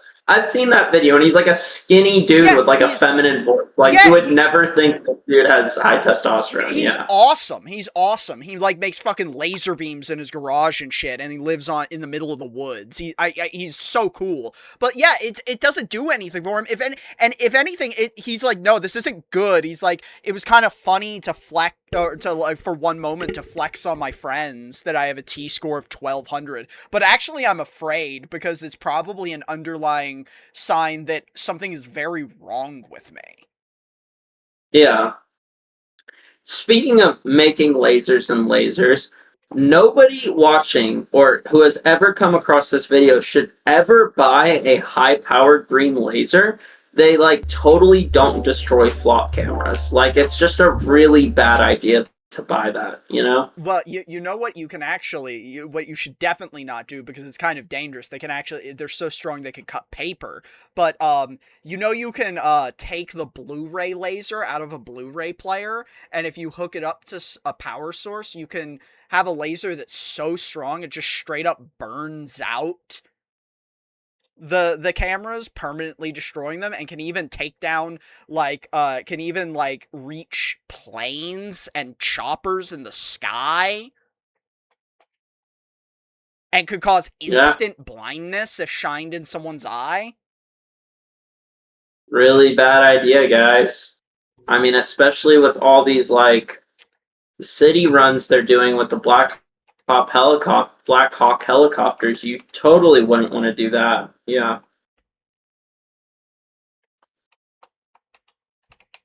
Or it would also be like a shame if you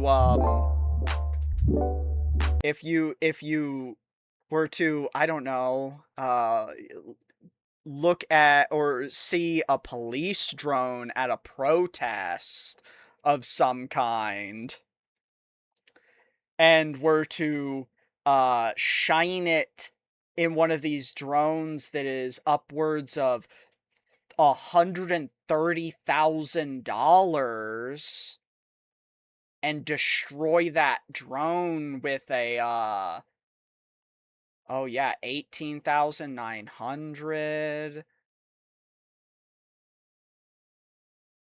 Oh man, yeah, it would be a shame, like, for you to be able to combat these complex pieces of machinery with something you can rip out of a broken Blu-ray player.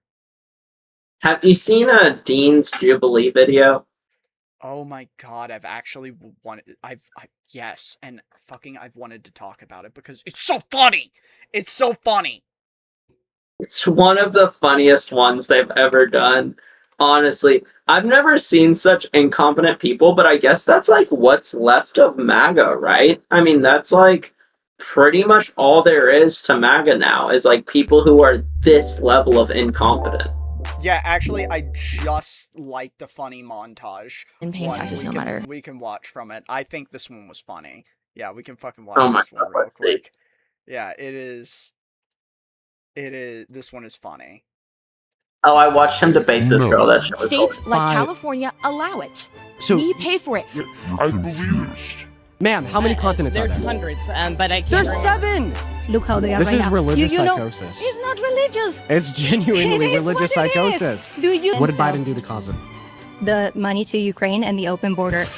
You can look And you can research. Got more women on his cabinet than most presidents did. And he's fired, what, 4 of them? already But this isn't coming from the media. I do agree with you, but I don't agree with you if you're saying that's what Trump has done. December of 2022. And Donald Trump called for their execution because of that.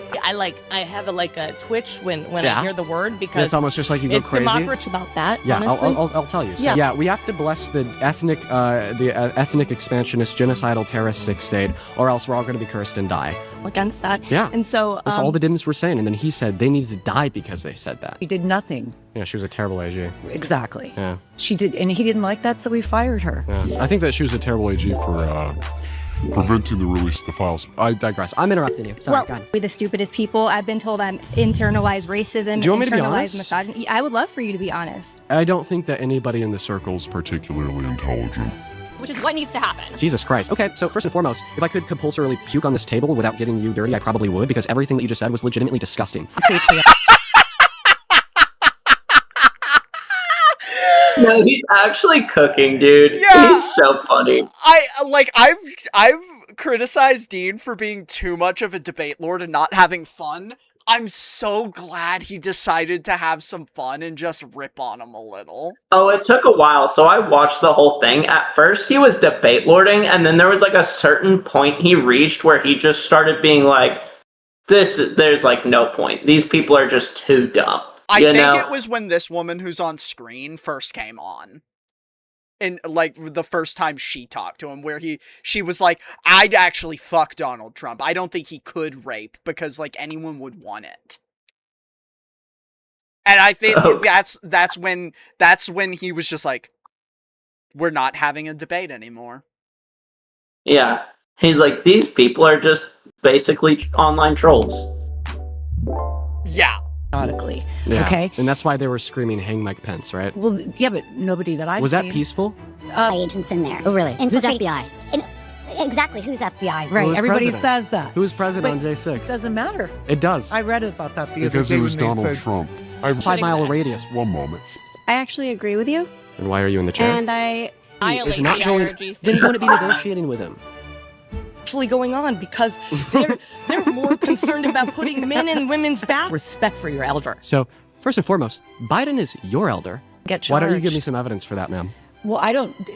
We need strong alpha males like Donald J. Trump, Spencer Pratt, and our loved Charlie Kirk. Did you on the just street. ironically say strong alpha males? Why did you have to say Hitler? Because he's obviously a bad leader that's a man? Yeah, and You agree? I would be the person having to protect you. I mean, everybody's built differently.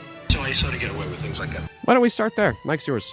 Okay, well, he said that he probably sees them. It doesn't say they're naked there, so It does. they might have. No, it doesn't. He said that they have no clothes on. When you have no clothes on, No, you're naked. who said that they didn't have clothes on? Donald Trump. He made Adam and Eve. So God didn't make... That one broke me when he played the clip for her and she was just like, no. Nope. Didn't say it. That's the one that broke me, that I was like, oh my god. If I would not be able to move on from that if I was in his shoes. I would be stuck there. I would never move from that point forward ever. I would be stun locked permanently. But there's so many absurd moments. Like, there was a lady who literally said that the reason we need to support Israel is because if you don't support Israel, you get cursed by God and bad things will befall you. Yeah, that was in literally racism. Do you want me to be honest? I would love Yeah, for that you. was the ethnic expansionist, genocidal, terroristic Yeah. state, or else we're all going to be cursed and die. Yeah, that was in here. Yeah. Yeah. Like, yeah. I mean, Yeah. they were all so ridiculous. Oh my god, we could definitely react to that whole thing. It would take 8 hours for us to react to this though. I know, because they're all just so insane. It's just a lolcow. I mean, this is just, yeah, It is. Honestly, every once in a while, if I'm like really feeling brain rot, I'll turn Dean's TikTok on in the background or Parker's TikTok on in the background. And that's what it's devolved to. Like, I feel like 2 years ago when I used to listen to them debate people, like there were actual debates and they were being debate lords.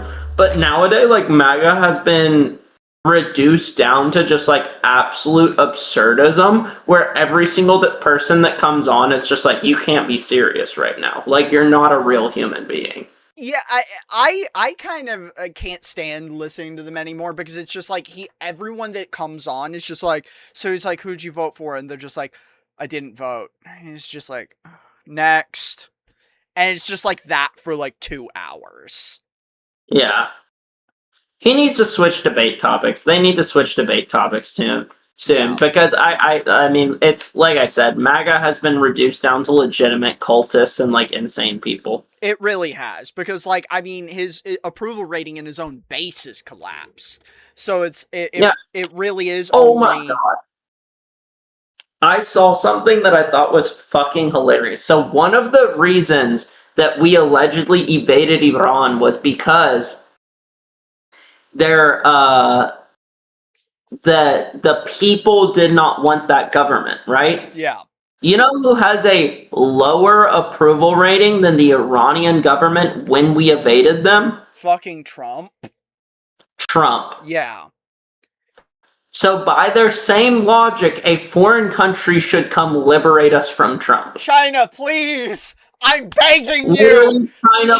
Please. We're landlords and liberate us from Trump, please. Please! Oh my God, please. Oh, yeah. Dude, this has nothing to do with anything, but I kind of just thought this clip of Hassan being drunk at the victory party and him openly saying that he's gonna get Richie Torres next was funny. Torres! Richie Torres, I know you won tonight. I didn't even look at your race. You probably won, you piece of shit. Remember, I was coming for you, but you got lucky this time. But I'll see you in 2. I'll see you in 2, motherfucker. I know you stopped talking shit. I know you stopped talking about Israel, Richie Torres. What happened? I'll see you in 2 years, motherfucker. Just wait. Richie, I'm coming for you, Richie. I'm coming for you too. You think shit is sweet. Sit on that fucking seat for the next 2 years. I'll see you in 2, Richie. I hope you remember that. Every day. Every time there's a decision that you can make where you are pro-Israel, I hope you remember, you got 2 more years, motherfucker.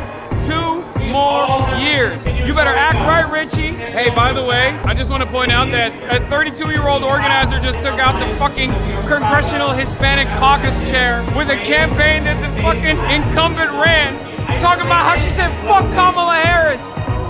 That's where America's at right now. That's what time it is. Richie Torres. Dude, he's sauce. He's sauce. Yeah, he's sauce. But honestly, that whenever Hassan gets sauced, the Marxist-Leninist in him comes out a little. He stops doing like the streamer mode. He starts being like, you know what, actually, I love when people bring up his old quotes to like discredit him.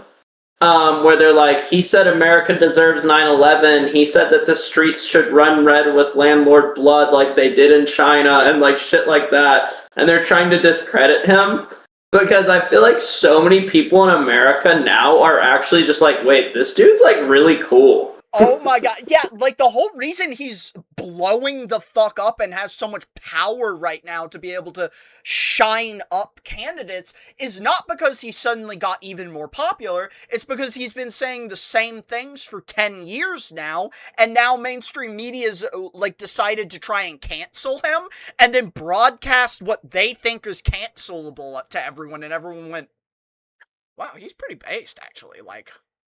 Yeah, they're like, wait, this guy's kind of cool. Yeah, like, and dapper suit. Okay. Yeah, like the hot guy says cool things. Nice. Yeah. My favorite is how Fox News ran like multiple hour-long segments about how he abuses his dog, and in like all the pictures, it was like pictures of him taking his dog on a walk and shit. It's like zero evidence of abuse, and they literally have like people stalking his stream and stuff. Man, the one that got me is Trump picked the motherfucker who bragged about executing their dog. Yeah. Literally. Like, brags about it. It doesn't say, like, I had to make a hard decision. Was like, I got to shoot that mud in the face. It was awesome.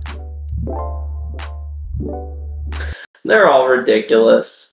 That's insane. It is. You know what? I don't know if you saw it too. So this is what, like, the extreme levels of leftist crackdown is actually pretty fucking crazy. But I don't know if you saw the sentencing some of these protesters got. Oh my god, yes, we should talk about that. Yeah. I mean, one of them got like 50 years for moving a box of flyers, dude. Yeah. Like, what? What was it? Someone got 15 years for having a sign? Yeah. Dude, and I was telling you, multiple people I work with now have reported getting letters in the mail where the city's demanding that they give up their guns and shit too. Yeah. I don't mean to belittle your point in saying that, like, this stuff isn't happening from, like, the beginning, but I was just saying they've always had the power, they're just deciding to wield it now. They've always focused this power when they want to on groups. They always have. They've always had the power, but you're right, they are using it in a disconcertingly aggressive manner right now. Yeah, no. It's absolutely fucking insane. Yeah. I mean, and what, fucking Stephen Miller is calling on the Supreme Court to end birthright citizenship, like, right now, so that they can essentially take any one of their enemies and send them to fucking Ecuador tomorrow. Yeah, I mean, they've tried multiple avenues of shipping out legal citizens now. They've tried multiple avenues for that. Yeah. In fact, they have shipped out legal citizens and they just got fucking sued for it. Yeah, they have done. Yeah, and they've been told to return people, and they're like, no. Yeah. No. I mean, it's such a fucking insane shit show. Like I said, I don't think that it's a radical or extremist take to say that every single ICE agent should be put in jail. I don't think it's a radical or extremist take to say that the people in power currently should be judicially charged and publicly executed. Like, these are just, like, regular things that should happen, you know? I think I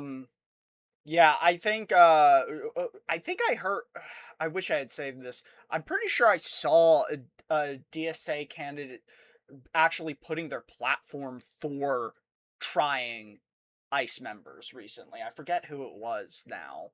But they were talking about how we need to try them and basically encourage snitching by offering amnesty deals to people who will reveal information on how to prosecute the others. I mean, it's crazy. Yeah. We live in a fucking evil-ass country, dude. It's absolutely wild. Yeah. I mean, we just spread our evilness everywhere, too. Like, yeah. We probably don't, we won't have time to do this right now, but did you ever watch Andrew Callahan's Channel 5? What, Cleo? What? Come here. Did you ever watch his episode on ICE? Actually, no, like, I don't know if you've kept up with his shit, but man, I haven't watched this one yet. He has one where he's I don't know what happened with him, but I stopped watching because there were all these accusations floating around, and then I just never really looked into it. I can't remember exactly what it was, but it was him like sexually assaulting someone or something. And then I just never looked into it and kind of stopped watching him because of it. I'll say there was allegations and he admitted to it. What it was specifically was that he sexually coerced someone. So, like, definitely a form of assault for sure. Yeah, but basically, some fucking weirdo behavior. Yeah. Basically, what he admitted to it, and he took himself off the internet for a little while. And you know what? While I don't think that makes it better, I do think he's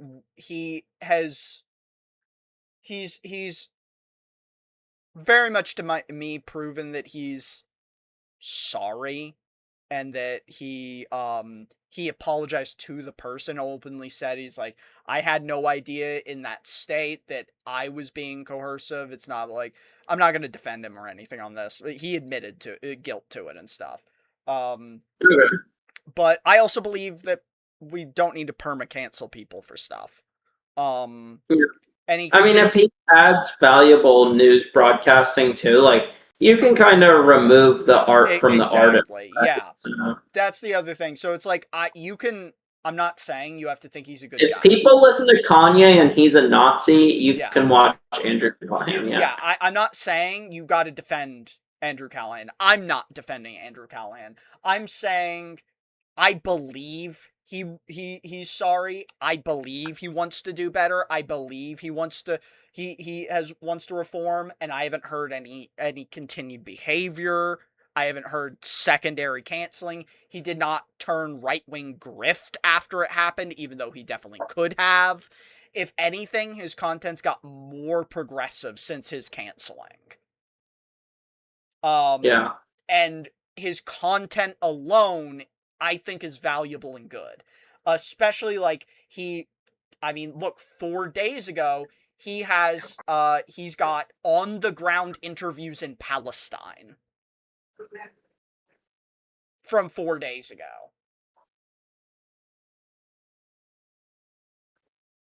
But this one is the one I wanted to, I think if we have time, we should probably fucking listen to this one sometime, where he's interviewing ICE agents.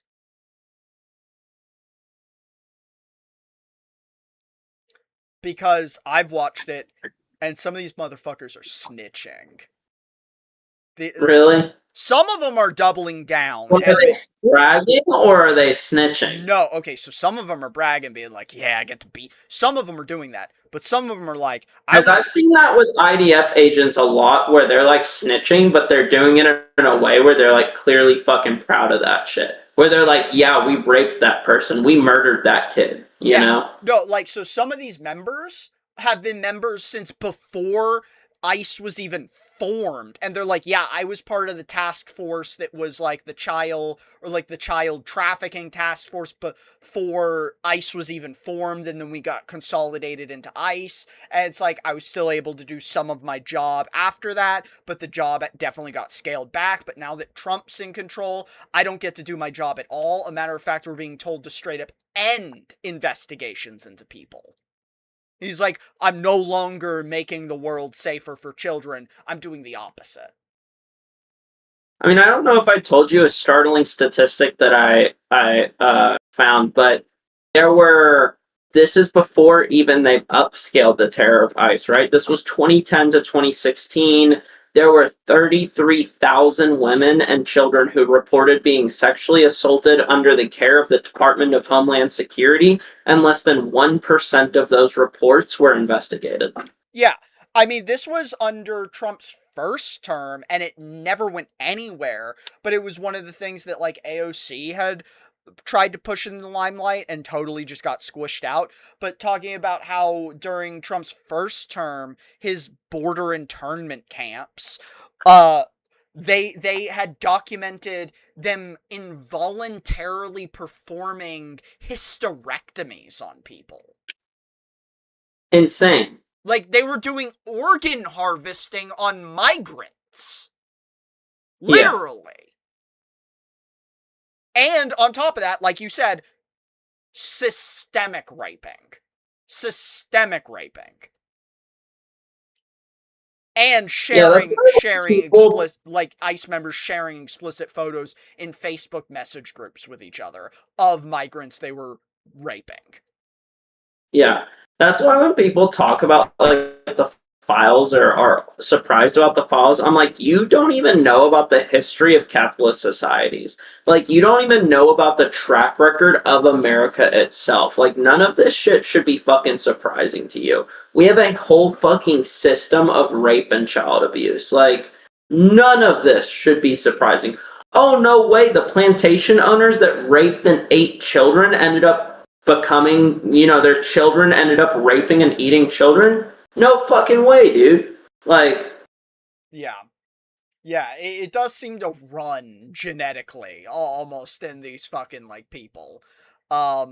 It's literally Vladimir Lenin has written a whole goddamn thing about this, about the degeneracy of the bourgeoisie elite and how it's like just makes logical sense that the people who are willing to hoard that amount of wealth, because what does capitalism reward? It rewards hoarding, it rewards greed, it rewards exploitation, it rewards a lack of mercy and empathy it rewards and people that have antisocial tendencies. It rewards evil people, tendencies. Yeah. that have what under normal society would be considered antisocial disorders. Yeah. He literally has a whole thing about how, like, yes, someone who is a dictatorship of the proletariat could potentially do human rights violations, but logically, people who are in the ultra wealthy class under a capitalist society, the bourgeoisie, they will literally be rewarded for being evil people. It's not even that, like, logically, those people will be most likely to be the most evil people in your society. Yeah. Yeah. It's an upward cycle thing. Yeah. What is it? Like, the real explosion of this tendency too was kind of revealed when I'm blanking on the guy's name, but he was like the CEO of General Electric, that started the system of firing the bottom 10% regardless of performance to cut costs. Insane. Yeah. And then giving himself huge bonuses. And after he started that trend, every other CEO was like, wait, I can fucking do that? Yeah, holy shit. And I'm then, allowed to be a piece of shit fucking asshole? yeah, and then they did it. There's so many systems, like, even if we want to LARP under, like, a functional liberal system, a functional, like, capitalistic system, there's so many things we used to do that should have been, like, baseline guardrails for the capitalist system that we don't do anymore, that are just so obviously negative, like stock buybacks being legal. It's like, in our own country, stock buybacks used to be illegal. Because it's a system that generates wealth or generates share value without actually generating anything. So it inflates share value, and before we made that shit legal, companies were more likely, since they don't have anything else they can do with that money, to give it to their employees in the form of bonuses. I think last year, that if you take the stock buybacks that every company did, they averaged out to a per year bonus for every employee in every company of $30,000. It's just so absurd. And that's Our just whole stock economy buybacks. is just bullshit and fake, though. It I is all just just gotta bullshit say, and like, fake. our whole economy of stocks and everything, it's literally just bullshit, fake fucking money where everything is based off of speculation and not even actual real fucking profits. You know how little the actual fucking profits of your company matters? Like the whole meme of the South Park episode where they're like starting a company and Randy walks in and he's like, what's the company gonna do? And they're like, no, we're making a startup. And he's like, a startup that does what? And they're just like, it's a startup. Like, that's fucking true, you know? Like, companies don't actually have to do fuck all. They literally just have to get people, like, into them. Like, that's literally all you have to do to be mega fucking wealthy. Yeah, I mean, the fucking... I gotta pull up the image of the AI Ouroboros right now. Yeah, here we go. Fucking... This is a good image. There's multiple versions of this, but this is a good example of, yeah. So that, yeah, the fucking AI Ouroboros right now. You got Nvidia, it starts with like Nvidia, Microsoft, 29 billion financing equals 260 billion debt for AIDC. OpenAI, AMD 1G1 start begins warrant investing, and it just like fucking goes in a circle. There's so many versions of this shit. Where you could keep seeing it fucking happen with like every company. I want infographics.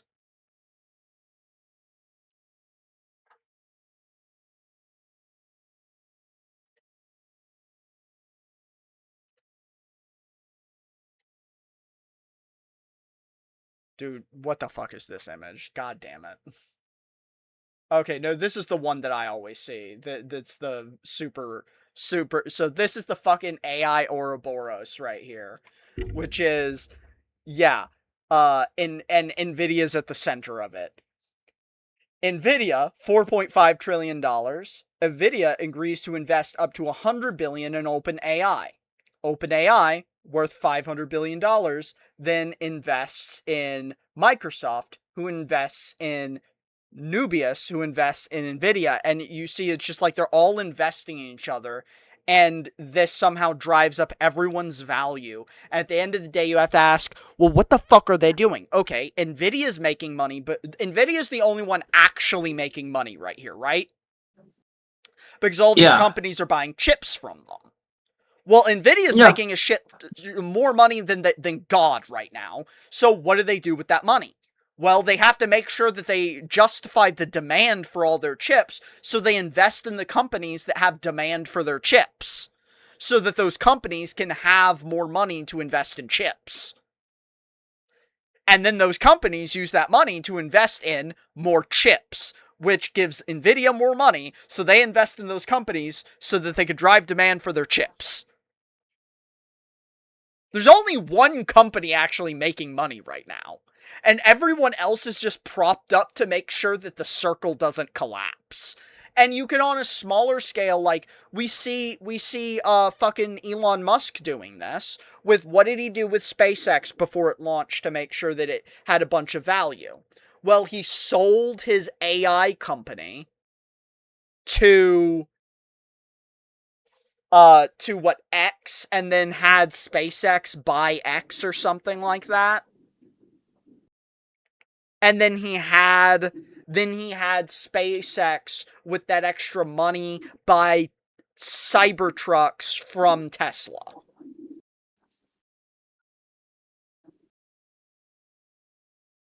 It would be like if you handed yourself $20 so that you could show $20 of revenue, so that your evaluation can be $40, so that you can get a loan for $80, so you can hand yourself $80, so your evaluation can be $160, so you can get a loan for $320, so you can hand yourself $300, so your evaluation could be $600. It's literally what it feels like.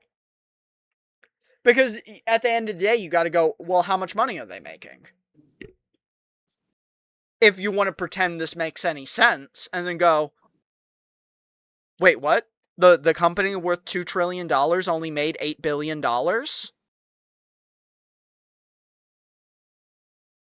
It's so fucking stupid, dude. None of like I said, our company's just completely fake and dumb. It's so fake and dumb. It actually makes me, like, as someone who does, like, do stock market shit as investing, question, like, what does the economy even look like after this bubble collapse? Because here's the thing, like, the dot-com bubble was huge, right? Probably almost equally as huge. But it wasn't as big of a piece of the economy as the AI bubble is. And at the end of the day, the internet did change the world. Yes, we over-invested in it, and there was a bunch of companies that went under, but, like, at the end of the day, AI doesn't have anything that's going to change the world yet. At least on the economic scale that the evaluations are at. I was gonna say, AI can 100% change the world, just not in the way that we use it. Like, AI is a revolutionary technology, but we use it to create deep fake porn of children and celebrities. We don't use it to, like, discover new medical shit or do, like, genes. Like, nothing. We do nothing fucking productive. Yeah, you're right. That's the stuff that's actually productive. And that stuff is productive and is going to be valuable in specific fields. Right now, AI is our economy. And you have to go, like, is it really going to change every aspect of the economy? No, it's going to make medical research better. It's going to make scientific research better, which over a very long term is going to be impactful. But it's not going to justify these economic expenditures. No, it's really just like the capitalist saving face. We would currently be in a Great Depression if AI bubble didn't exist. Honestly, yeah. I mean, this is one of the first times in modern history inflation is drastically outpacing wages. Job growth is completely halted. We have a frozen economy. Homelessness is up. Like, literally almost every economic metric besides, like, stocks is down. Literally almost every single one. You're right. And there are companies that are still making money, but yeah, like, most of the companies making money are making imaginary money. And a lot of the companies that are making real money are making really modest money, and it's still at the extreme expense of others. And a lot of these companies that are making modest money are also making modest money in the foreign markets. Because a lot of these companies that are making growths here, they've basically capped out on their domestic revenue, like stores. It's almost like if we stopped doing brutal imperialism and allowed other countries to modernize, then we could have, like, a more vast global market. And there would be, like, more wealth created. Yeah, which is one of the reasons that I'm invested so heavily in China, since they seem to understand that. And I think, well, right now my Chinese stocks are not doing that great thanks to the Strait of Hormuz. Fuck you, Trump. I'd like to make money, please. Especially in the glorious name of China. I believe my Chinese stocks are pretty safe in the long term because China is going to dominate foreign markets.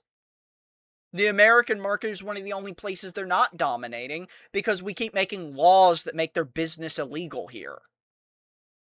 Yeah.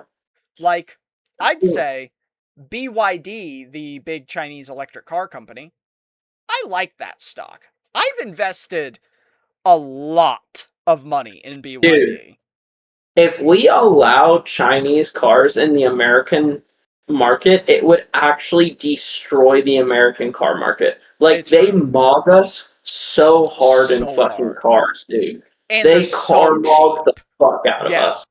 They car mog the fuck out of us. And so, okay, BYD has really collapsed in value. So I'm gonna be real right here. I'm down 30% on BYD right now. Now that's not realized losses, but from when I bought in versus their value right now, I am down 30%. Not great. Not great.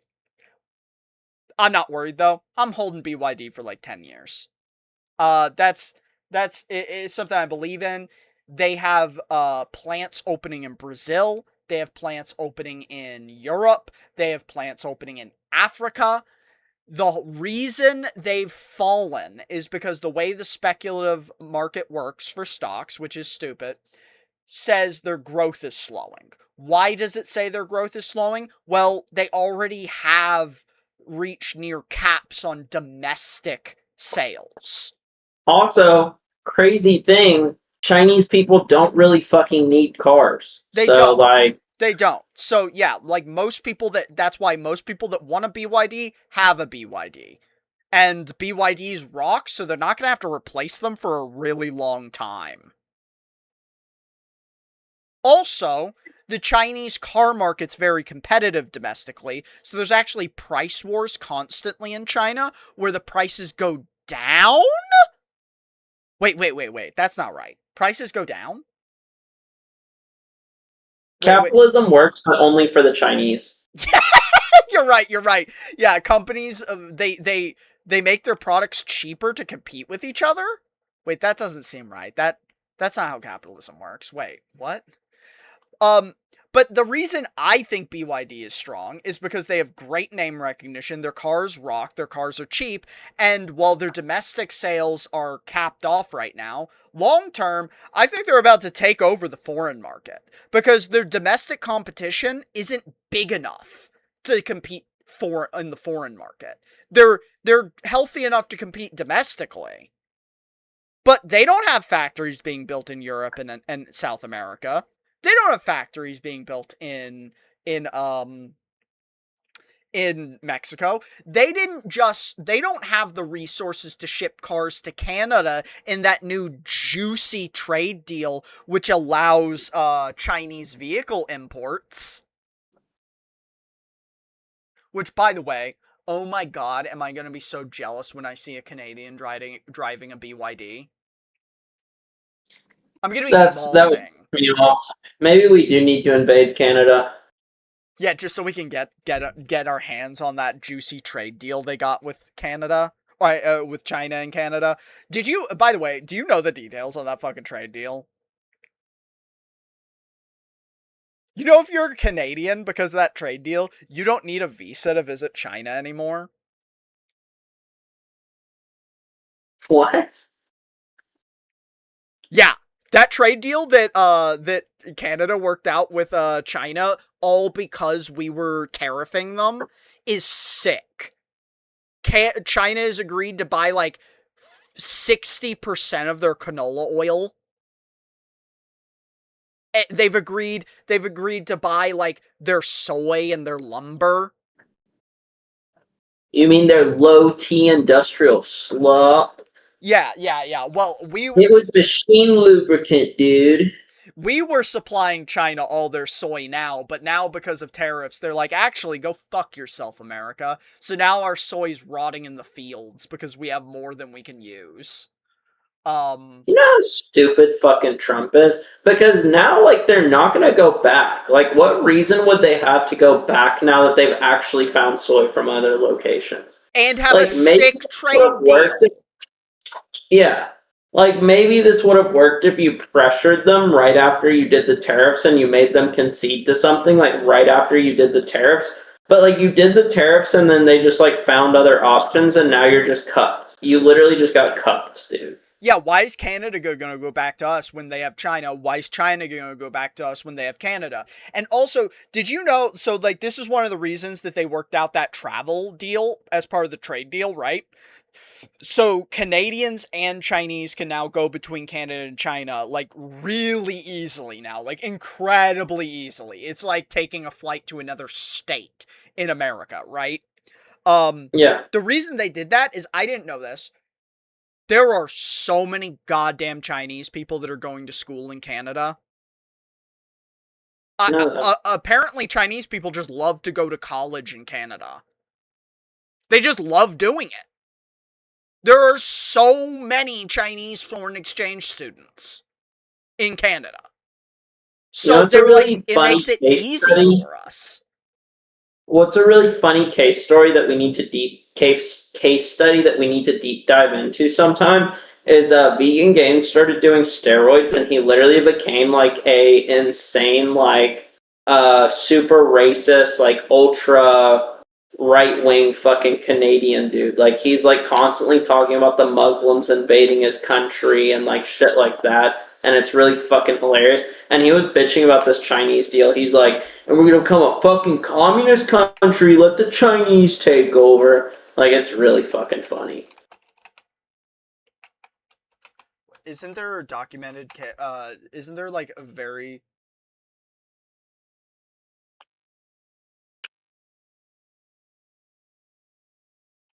I'm pretty sure there's like documented studies for testosterone's effects on paranoia, right?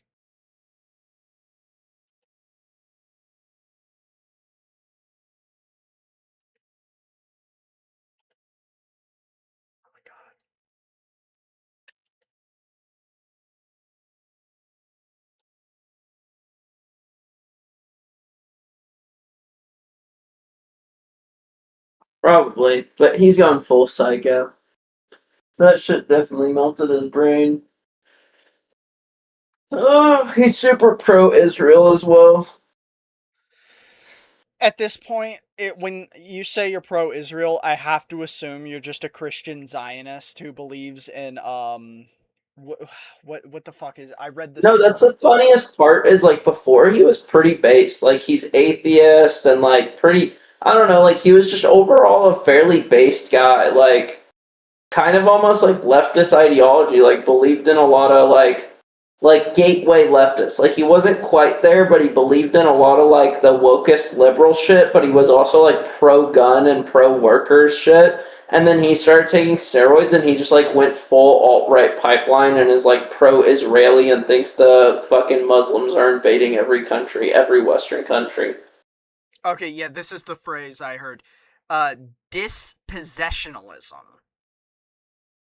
is a worldview in modern worldview that modern geopolitical events, especially in the Middle East, are interpreted as part of a prophetic timeline leading to the rapture and the return of Christ. Dispossessionalism. Yes. This is Yeah. like I have to believe you are a believer in dispossessionalism at this point if you're still pro-Israel. That No, he just thinks Israel's legitimately based. Yeah, I was about to say that, or you're just so afraid of like Arabs that you're like, I don't care what needs to happen. I will sign a deal with the devil, and I will let him rail my asshole 40 times a night if it just means ending the breath of every single Arab person. I honestly want to ask him that question, because he might say yes. That's crazy. You're back somewhat early. I assumed you'd be out all night. Just out for one drink. Alright, it's been a while. I feel like we should go and call it, mainly because I'm tired and I'm starting to fade. That's fair, and yeah, I don't want every one of these to be 4 hours long. I think it's better if we have a fast and concise, like, 2 hours. So yeah, let's call it. Thanks for watching, everybody. I think we were this was actually a more rapid and concise one. Way less rambly, and pedantic than normal. I think this is the best flow we've had. Yeah, it wasn't too bad. I started falling asleep at the end, but we did pretty good this time. Yeah, that's fair. Anyway, night, guys, and we'll see y'all next week. You'll see me tomorrow as I try to actually play Gay DC again tomorrow. Maybe I won't get it's Kingdom Come Deliverance.